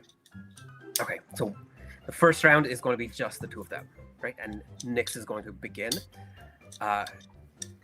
She says, "Let's get a taste of you." And she's going to attempt to use the shadow tendrils to try and get a sample of your power. So this is going to be versus physique, assuming Requiem's powers come more from physique than will. So actually more from will. And actually I do have one of my stunts is something that lets me use will for strength from determination. So Yes, in that case, for sure. Yeah. Go for it. And then from her side, this is a provoke. Oh, she rolled so poorly. 2. Hopefully for +2. She rolled I rolled -3 on the dice, so that's a 0 total. So you managed to fend it off, which then passes the turn over to you. Yeah, so for this turn, like especially seeing her use her shadow tendrils, he's able to kind of fight it off. I kind of imagine he kind of fought it off using like a bit like the brightness of his own kind of flames. So with this, and like seeing all like the sensitive technology around, he doesn't want to start throwing fire around, at least right now. But he tries to like shine as bright as he can, trying to eliminate as much shadow as he can. Nice. Try to create an advantage with that to make her shadows more difficult. Yes. Oh, 100%. What I think this would be physique, right? What would you say this would be? Because I would argue for will or shoot if possible. I would say it could be will. I would not say it could be shoot. Yeah, it's just like your determination shining through. So yeah, it sounds good to me. Nice. +5. Oh shit. Okay. See if she can resist at all. No, she can't. That's success with style. Oh, what do you want to name this? Let's get a cool. Oh, going. corny. I'm gonna call it Hero's Light. Yeah, Hero's Light with 2 invokes on it because that was success with style. Okay, so first I'll ask you, who are you going to pass the turn to, her or yourself? Oh, yeah. So I'll pass. Yeah, It's I'll not pass going to be her. just the 2 of you, but Yeah. yeah. Okay, pass it to her, right? Yeah. All right. And also at the end of the turn, she just says to her foe, she gets frustrated, and then when the light comes up, she starts recoiling and she says, "Well, if you wanted to come check it out, now's a good time." From the Hall of Mirrors, your allies just come rushing out to join this fight. And from the yellow portal, in his white suit with just the like black sun in the middle, Black Requiem steps out. He looks around, he says, "Well, what is it?" "You." Oh dear. Requiem's doing his best not to flinch. Like he's trying to like stand tall, like his smile's back on, but he's like he's definitely not moving back, but he's definitely kind of holding himself a little bit back. And I will let you guys know, Black Requiem is statted as like a really strong boss. So my suggestion is to consider alternative win conditions, but how you want to go from here is really like totally up to you. There are 2 active portals. There's all this technology. Black Requiem's here, Nyx is here, and potentially the patrol is coming up from behind, and it is Nyx's turn. So Black Requiem says to Nyx, well, if they are here, I don't think we have any time to lose. Send out the call, make sure the portals are stable. And she nods, she goes off to the side, starts like sending messages on her phone, and then also with her second hand just like activates a few other buttons as the portals start to grow like larger in size. She's going to pass the turn over to Black Requiem, who, for now, turns towards you, Requiem, and says, well, so here we find ourselves on the knife's edge of fate. You have disappointed me many times before, but all of this, who do I do it for? What is all of this for? It is for you, my son, my progeny. Come, he holds his hand out. He says, join me, and in a manner of one night, we can take out the Flux League and rule 3 territories as one. What? Me? He points at his graying hair.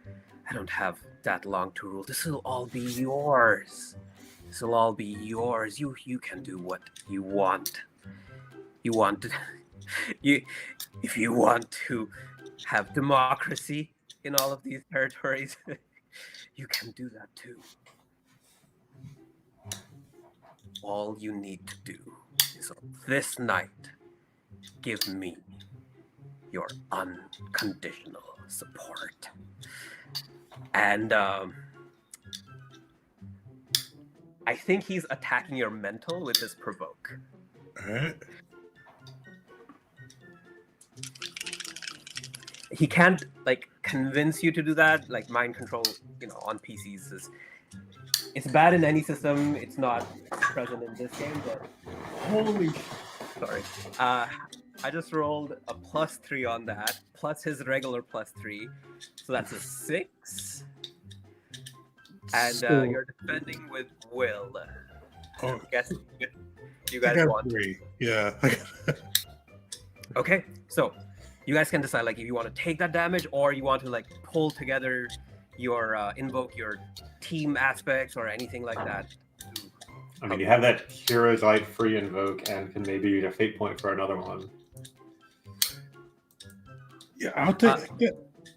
Oh, the Hero's Light probably wouldn't work against Requiem. Hero's Requiem. Hero's Light doesn't work because this is a verbal thing. Um, Here doesn't work. I'm gonna use impossible choices, kind of invoke impossible choices as he kind of stares down at his father's choice, trying to kind of bolster his will there. I'll also use 1 fate point to invoke that. Is there anything else? Okay, so you're down to just 1 mental stress damage.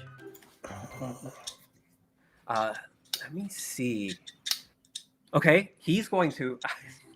I am going to then use one of my fate points to invoke Son of Reviled Black Requiem, and then like I'm also going to do. Actually, I'm going to do Sense of the Father. I'm going to say they already hate you. I watched the news. They already hate you for being my son.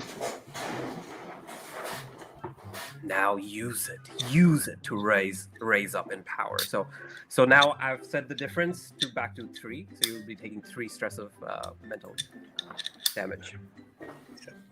No. He's like fighting again. Like they already hate him made sense. His dad being here, like he did not. As he mentioned a couple times, he did not want to fight his dad. He didn't think they were ready to take down that challenge. So he's like, smile definitely gone. Like slumped shoulders. He's looking rough. Okay, and then this is also where I will draw people's attention on the cheat sheet to the teamwork options, where you may invoke an aspect to add a bonus to someone else's roll. So this is for people who are not Requiem here. if you want to. Does that cost a fate point? It does, yes. Okay.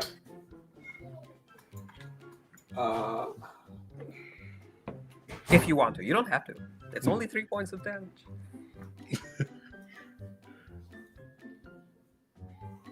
I don't think any of mine are super. I mean, maybe can't we just chill? Yeah.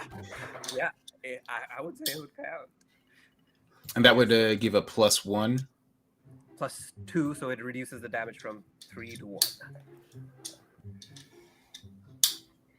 Yeah, I'll do it. Why not? Just be like, I would just want to like call, just interrupt all this family drama going on. Just be like, hey man, I'm gonna start using like freaking TikTok therapy speak at him. That sounds like really manipulative right now. You're definitely infringing on your son's boundaries. He's supposed to be his own man and making his own decisions, and you're stamping all over that. And that doesn't, nobody cares. But just like me speaking up, I think snaps Requiem out of his like his own head. Yeah. In a moment. And then it reminds him like where he is and what he's doing and what needs to be done. My mind went to the if you guys have seen the Daddy Chill. I have not seen that. Do that one. Okay, well, it's very apt for the situation, but yes. Yes, so okay, with that, you're down to just 1 mental stress of damage, and I think that's a good place to end his action.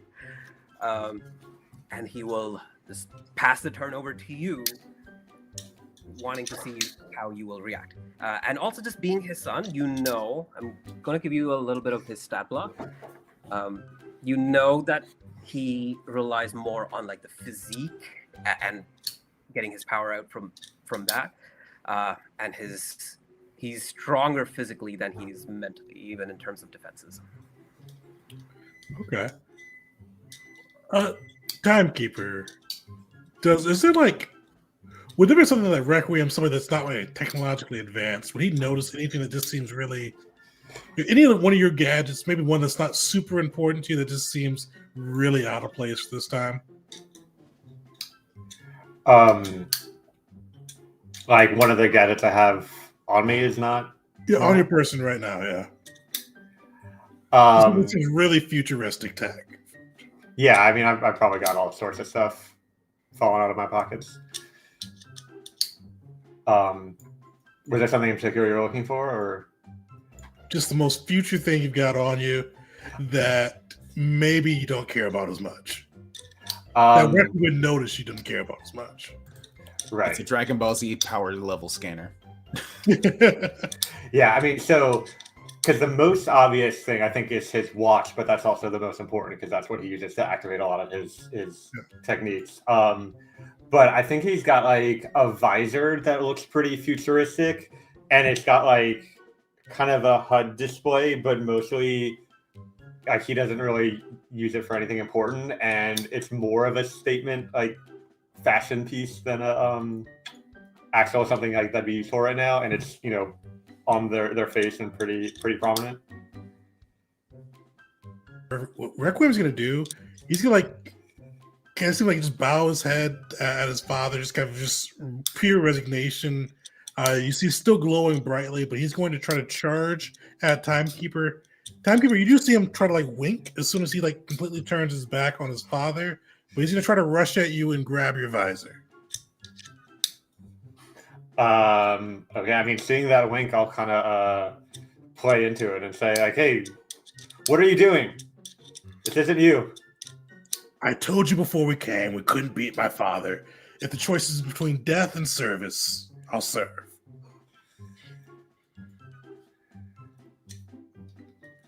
With that, he's gonna try to steal the kind of like look like he's trying to hit him, but try to knock the visor and take it in his hand. Yeah, I'll play along with that.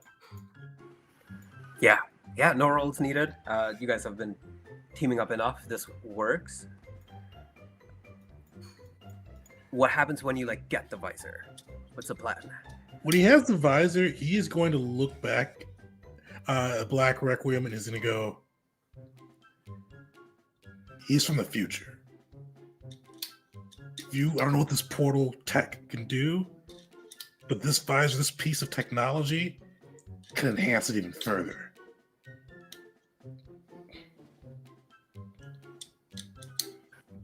Ooh, okay. All right. I know what check that is. This is going to be a deceive check. I'm not giving any deceives. This is going to be hard. And he does have low will. So let's see. Compared to physique. Okay. He has a +2 roll. Oof. All right. I can't even spin my way out of that -3. Well, I have a plus. Can't you use a fate point to re-roll it entirely? Yes, that is also one. Oh, I possible- forgot about that. Yeah, I'm going to use a fate point to just straight reroll that. For which aspect? Which aspect are you invoking? Oh, so with that, I'm gonna go with the hero's life. He's trying right now to see if he can find a way that doesn't involve them having to fight his father to take his father down. Nice. Do it. So go into 0 at least, and you can only spend one fate point per turn, right? Yes, per roll. You can. Like someone else could spend their fate Okay. point, but this, yeah, I think this is something for which Hero's Light should work. Like you're like this bright shining hero, and you're doing this as if it's going to be heroic. Like if you lean into that aspect, that we can win with this, or something like that, I will let you expend those free invokes on Hero's Light. Oh, sweet. Yeah. So I will spend that. So that gets me up to a +2 then. If you spend the 1, then yes, it's a +2. It's a tie and it's success. I'll spend that. I'll spend both on that one. Nice. Okay, cool. Then he doesn't even get a boost. You toss it towards him. He like grabs it. He says, "This is like a powerful battery. Something that will make it even more powerful." No, you can't give that to them. Even stronger than our own flames. If you can find a way to integrate this into your portals, I'm sure you could go anywhere. He turns to Nyx, and Nyx shakes her head, and he scowls, and he throws it towards her as she catches it, dropping her phone. He says, "Integrated now." And he looks back towards you and smiles. "My son has come to join me. The Vindicators will join me. The Flux League will fall. And tonight, in one night, the third super war will begin and end." Who do you pass your turn to? He's gonna pass it to the timekeeper, and hope timekeeper puts up what he's putting down. All right. Well, I hope so too, because actually I haven't picked up what you've put down, so I'm excited to see what's going on. I have an idea. So what I'm going to do is use my watch to like transfer some of its capabilities. Actually, maybe something like where how do I do it? Okay, yeah, like have the watch wirelessly connect to the visor and upload all of the software from the watch onto the visor, making the watch basically useless and the visor. And because that's like a huge amount of data, doing some time manipulation to make that data transfer happen instantaneously. Intentionally trying to trigger the paradox patrol and putting all of my future time manipulation tech onto the visor that he has. Okay, all right. Tegan, what was it on your mind? Oh, this plan, pretty much. Nice. All right. So, am I clear that you guys are good with this instead of like going down to punches. Like this is how we want to play this. Yes. Time So Patrol we're or the basically Paradox getting the Patrol. Paradox Patrol to go after all them. right. All right. Well, slow pro. It is now technically your turn. Do you want to get in any quips before it all goes down?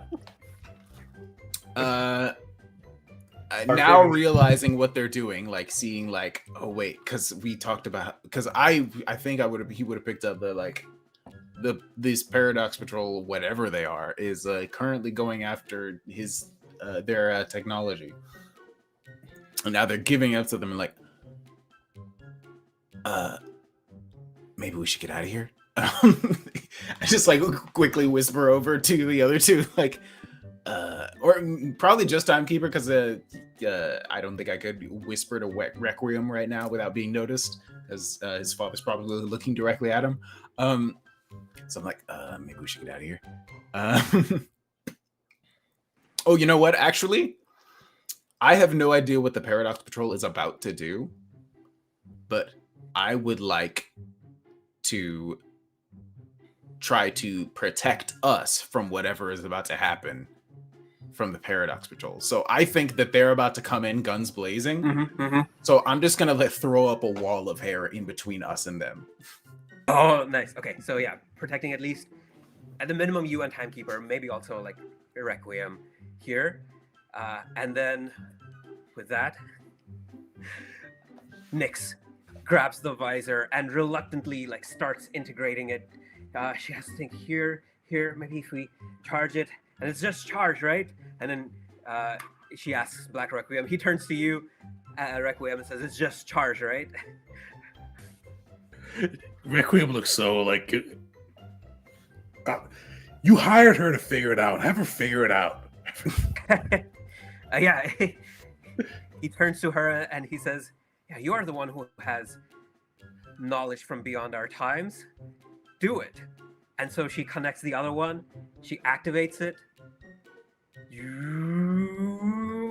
And then there's this pulse.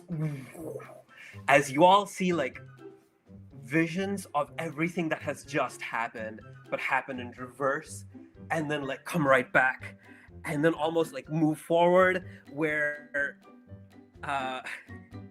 you see this future where the device like backfires on Nyx, and Black Requiem figures out that you betrayed him, and then he like comes over and charges towards Requiem and is about to punch him, and then like time goes back to this point where she connects it, and then a beacon arrives in the middle, purple and white, and it opens a new portal, all purple, from which 5 new figures just jump out. It says, time catastrophe detected. And one of them just holds up, looks around with his facial scanner, like goes over, because of the hair that's just protecting Timekeeper, the scanner like goes swimming over his face and lands on Nyx, and a name pops up. 3 of them, they hold their guns and they say freeze, and they pull the trigger, and she freezes in time as hears the next words that they say, which is, "Layla Nujabem, you are under arrest for crime against time and space. We have evidence of you bringing triquartz in from 100 years into the future back to the present. And we now have evidence that you were also the one who was doing the time anomalies using time gadgets in this timeline. We are going to lock you away forever." And when we say forever, and so they grab her, they like take her. As they're taking her, Black Requiem gets mad. He says, no, this was the night. You cannot do this. And he starts activating his super ultimate ability, Total Eclipse of the Soul. As these black flames start like emerging, they just say, timeout for you as well, and just like freeze him as his frothing mouth and like the flames emerging. He just freezes in place.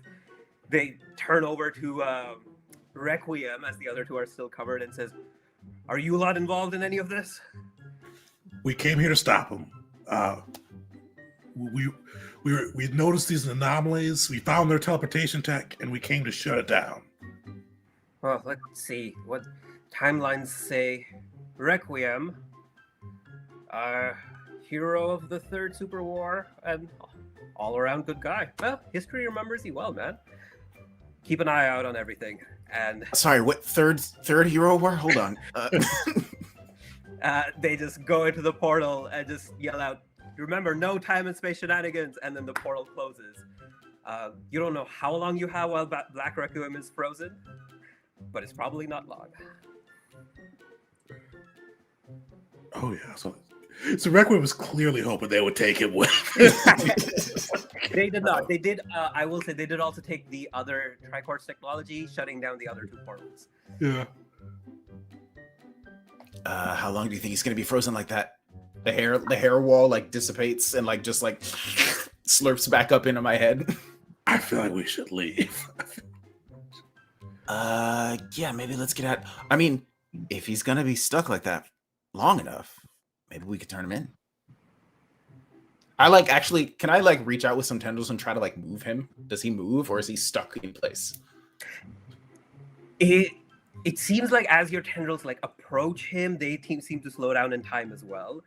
So it seems like that would be difficult. Okay, I can't move him. So maybe let's just get out of here and just like we were never here. We were never here. Let's Do you have a webcam you could set up real quick and we can get a live feed of them going just to see? I've been recording this whole time. Right. Well, we want to record our escape, but we can also have a camera watching him as we get away. This is why I always bring a spare. All right. With the camera set up, sending out the live feed, you guys just book it out.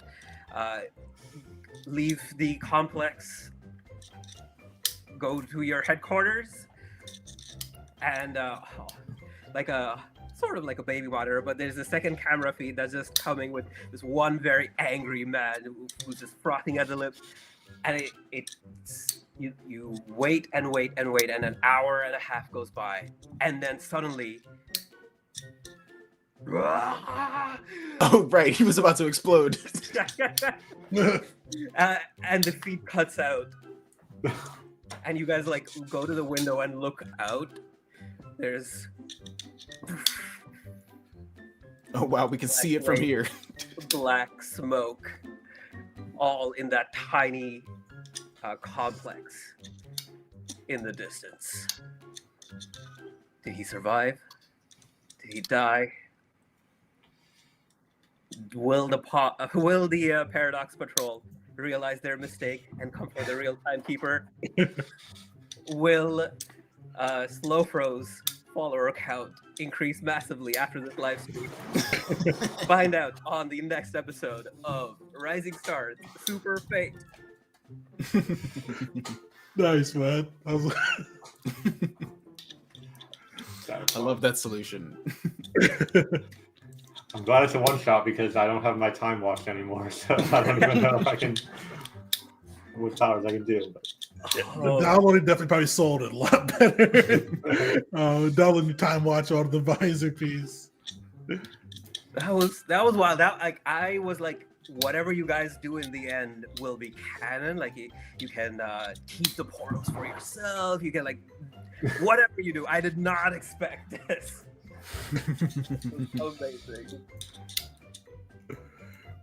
Perfect. So, for anybody that's not in yet, throw Fate into the chat. We'll be rolling in a few moments. We've got 7 people in right now, so definitely go throw it in if you haven't yet.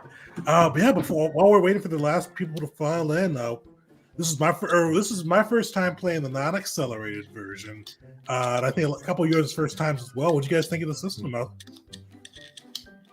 I think it's cool. The fact that basically every like half of what your character does is just sentences that you write or like quick little phrases. Like that means that you can be flexible to do just about anything, which makes it particularly good for like superhero stuff, which tends to like the creativity and unique benefits and drawbacks of your superpowers tends to be like a defining factor of superhero stuff, which makes it hard to like codify in a TTRPG exactly what superpowers there are and stuff like that. So I think that it makes it uniquely well suited for this. Yeah, especially because most superheroes like have a specific theme of their powers, but will do a lot of things within that theme. Where it's like, you know, a wizard in a fantasy can know all different types of spells, but it's like I'm time stuff. I can do cool time stuff, but nothing else beyond that really makes sense. So being able to be really flexible with what I do with that and kind of come up with stuff based on what challenges we're facing in the moment was really fun. Definitely, it's one that's flexible enough to do superheroes without getting like super crunchy. My favorite thing with the system of Enjoy is kind of how you can create like the advantages and aspects and like on the fly. I think that's a really cool feature that is really like I was talking to the group during our break about that. It's just one of those things I think encourages like teamwork play and kind of creativity. So I think that's a really cool feature. Yeah, like it didn't come up, but I was even thinking about like if there's an opportunity there, I would try to have made like a deceive roll against Nyx and say something about like, oh, I'm from the future. The supers are going to take over and try to appeal to that aspect of that she resents supers, and like trying to use aspects outside of my character is really interesting. And that's a cool kind of thing that I feel like is pretty unique to this system. Definitely. Yeah. Well, Spirit of Pepper, you play this most often. What are your favorites about the system? Yeah, I like. So one of the things we didn't even get to explore as much is session over session. Characters can be very flexible and change around for this scenario, which is something I wish more systems did. So at the end of the session, you can be like, hey, you know what, for the next session, or depending on how things went this session, I think that this skill and this skill should just swap. Like, I think he's going into a deception arc and he's like really feeling poorly, so we'll increase deceive and lower rapport. Stuff like that. You can change around your aspects to indicate change. And then there's also growth with numerically, but the fact that characters can be flexible and you really can go with what your fantasies of that character at that time, that's one of my favorite parts of it. Like narrative leveling and just narratively just leaning into it. The other one is the way aspects add mechanical heft to strong narrative flavoring. Is something that I think other systems, I haven't seen them do as flexibly. You know, like with this one, you can say that this is important to me, and the game says, okay, if it's important to you, then we'll make it so that you can get bonuses to your roll because of it. I think Daggerheart might be doing stuff like that. Yeah, so I'm happy that more games are taking from it. And if you want, I'll also mention some of the like common complaints people have about Fate as well. Oh, go for it. Yeah. My only complaint, viewers, you'll see this in the reviews. I don't like the way the core rulebook is laid out. But that's my only real complaint as I was doing episode notes. Yeah, that's fair. I was thinking like the skill system seems very like in contrast to pretty much the whole rest of the system where everything's very flexible, very narrative. The skills are like, oh, these are the specific set of skills and what they do, and you have to define like exactly which one is your character. Like, and it did help flesh out my character a bit more. Deciding, oh, he's actually good at crafts and thriving. That added some interesting points to them that wasn't there before. But it, I think some more flexibility there would fit well with the rest of the system. I do want to point out in the book it says this is the sort of like standard list of skills, but it does encourage you to. You basically, by choosing what skills are available, you are creating the setting. Okay. Yeah. So, like, I don't know, if you wanted to play if you wanted to play a farming game where you're all primarily focused on like running a farm and trying to compete with other businesses or whatever like that, then you could by changing the skills, you change what the game is about. I do like that about it. I don't. To me, that feels like I'm the kind of person that would be like a little overwhelmed with like trying to create that kind of thing. But I like that the game like tells you like that the way you create the setting is by choosing what skills are available. Yeah, because I was noticing like creating the setting and creating your party and all that. We did like a little bit of them, like both like at the start of this session and like through Discord too. But it's like one of those ones you could easily do like a full session even too, just like coming up with like the setting, coming up with your team and everything going into that. Yeah, because I was noticing like it seemed kind of weird trying to decide what skills to roll for using different people's powers. Like that, felt like there was a mismatch there. So maybe like, you know, if we were doing our own custom set of skills, there'd be like a use power skill or something that would just represent Requiem's ability to do light and Swilfro's ability for hair and stuff. I mean, for me, it made sense how it was all coming from gadgets that crafting would fit with that. I was having a harder time to think of what role for fortune. So unfortunately, like Kill about to drop out, but if he had continued, I think I would have continued with that struggle where there are some powers that fit in better, whereas luck manipulation felt. Yeah, what do you roll for that? That was a little more challenging. So it made me realize that like luck manipulation, maybe even invisibility, some things might not be as. I think if we had time to like establish it, I think personally, just off the top of my head, I would probably have chosen like will or something like that. But that's what I do. Yeah, because it's like something she has to mentally focus on like changing the parameters of stuff around. I don't know, something like that. But that'd be something you'd have to talk about ahead of time or something. Maybe even like I don't know, this is empathy. I don't know, something like that. Yeah, I think that too. Yeah. So, from my perspective, like I've seen people not like the fact that the mechanics themselves, like the core mechanics, are very simple, right? And you're repeatedly doing just one of 4 actions. So people who want mechanical distinctiveness in their abilities find the system lacking. Where I find it's for me doesn't detract because I'm here for the cinematic aspect, where within the same mechanics of create and advantage and attack, you can have so much variety. Like we've showcased today, various types of attacks, various types of like advantages creation, and so the mental picture that it creates for me, that's good enough for it.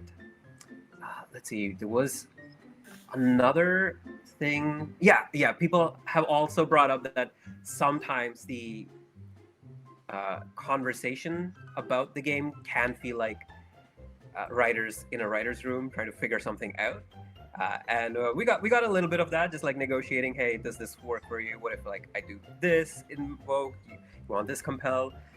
It wasn't too much for my taste, but it's more than in like more simulationist games. Definitely, that's one of those ones. If you either have to if you like narrative games or more the like simulations or more kind of the strategic ones. Any of the narrative ones like this will have like kind of that conversation piece. So any last thoughts, and viewers, if you haven't yet, throw faded. Let me throw the thing in the chat one last time, and then we'll raffle it off. Any last thoughts as we wrap it up?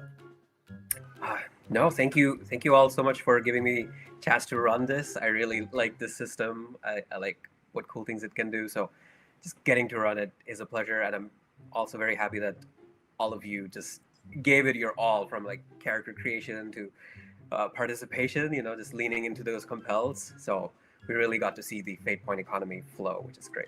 Thank you. No, thanks for running, man. It's always nice to be able to kind of jump in the player's seat. And this was a fun one to do that one. I love superhero stuff too, so I'm glad we kind of chose that as a theme. So this is a blast. Thanks for running. Yeah. All right, I'm gonna raffle it off. Let me see who wins.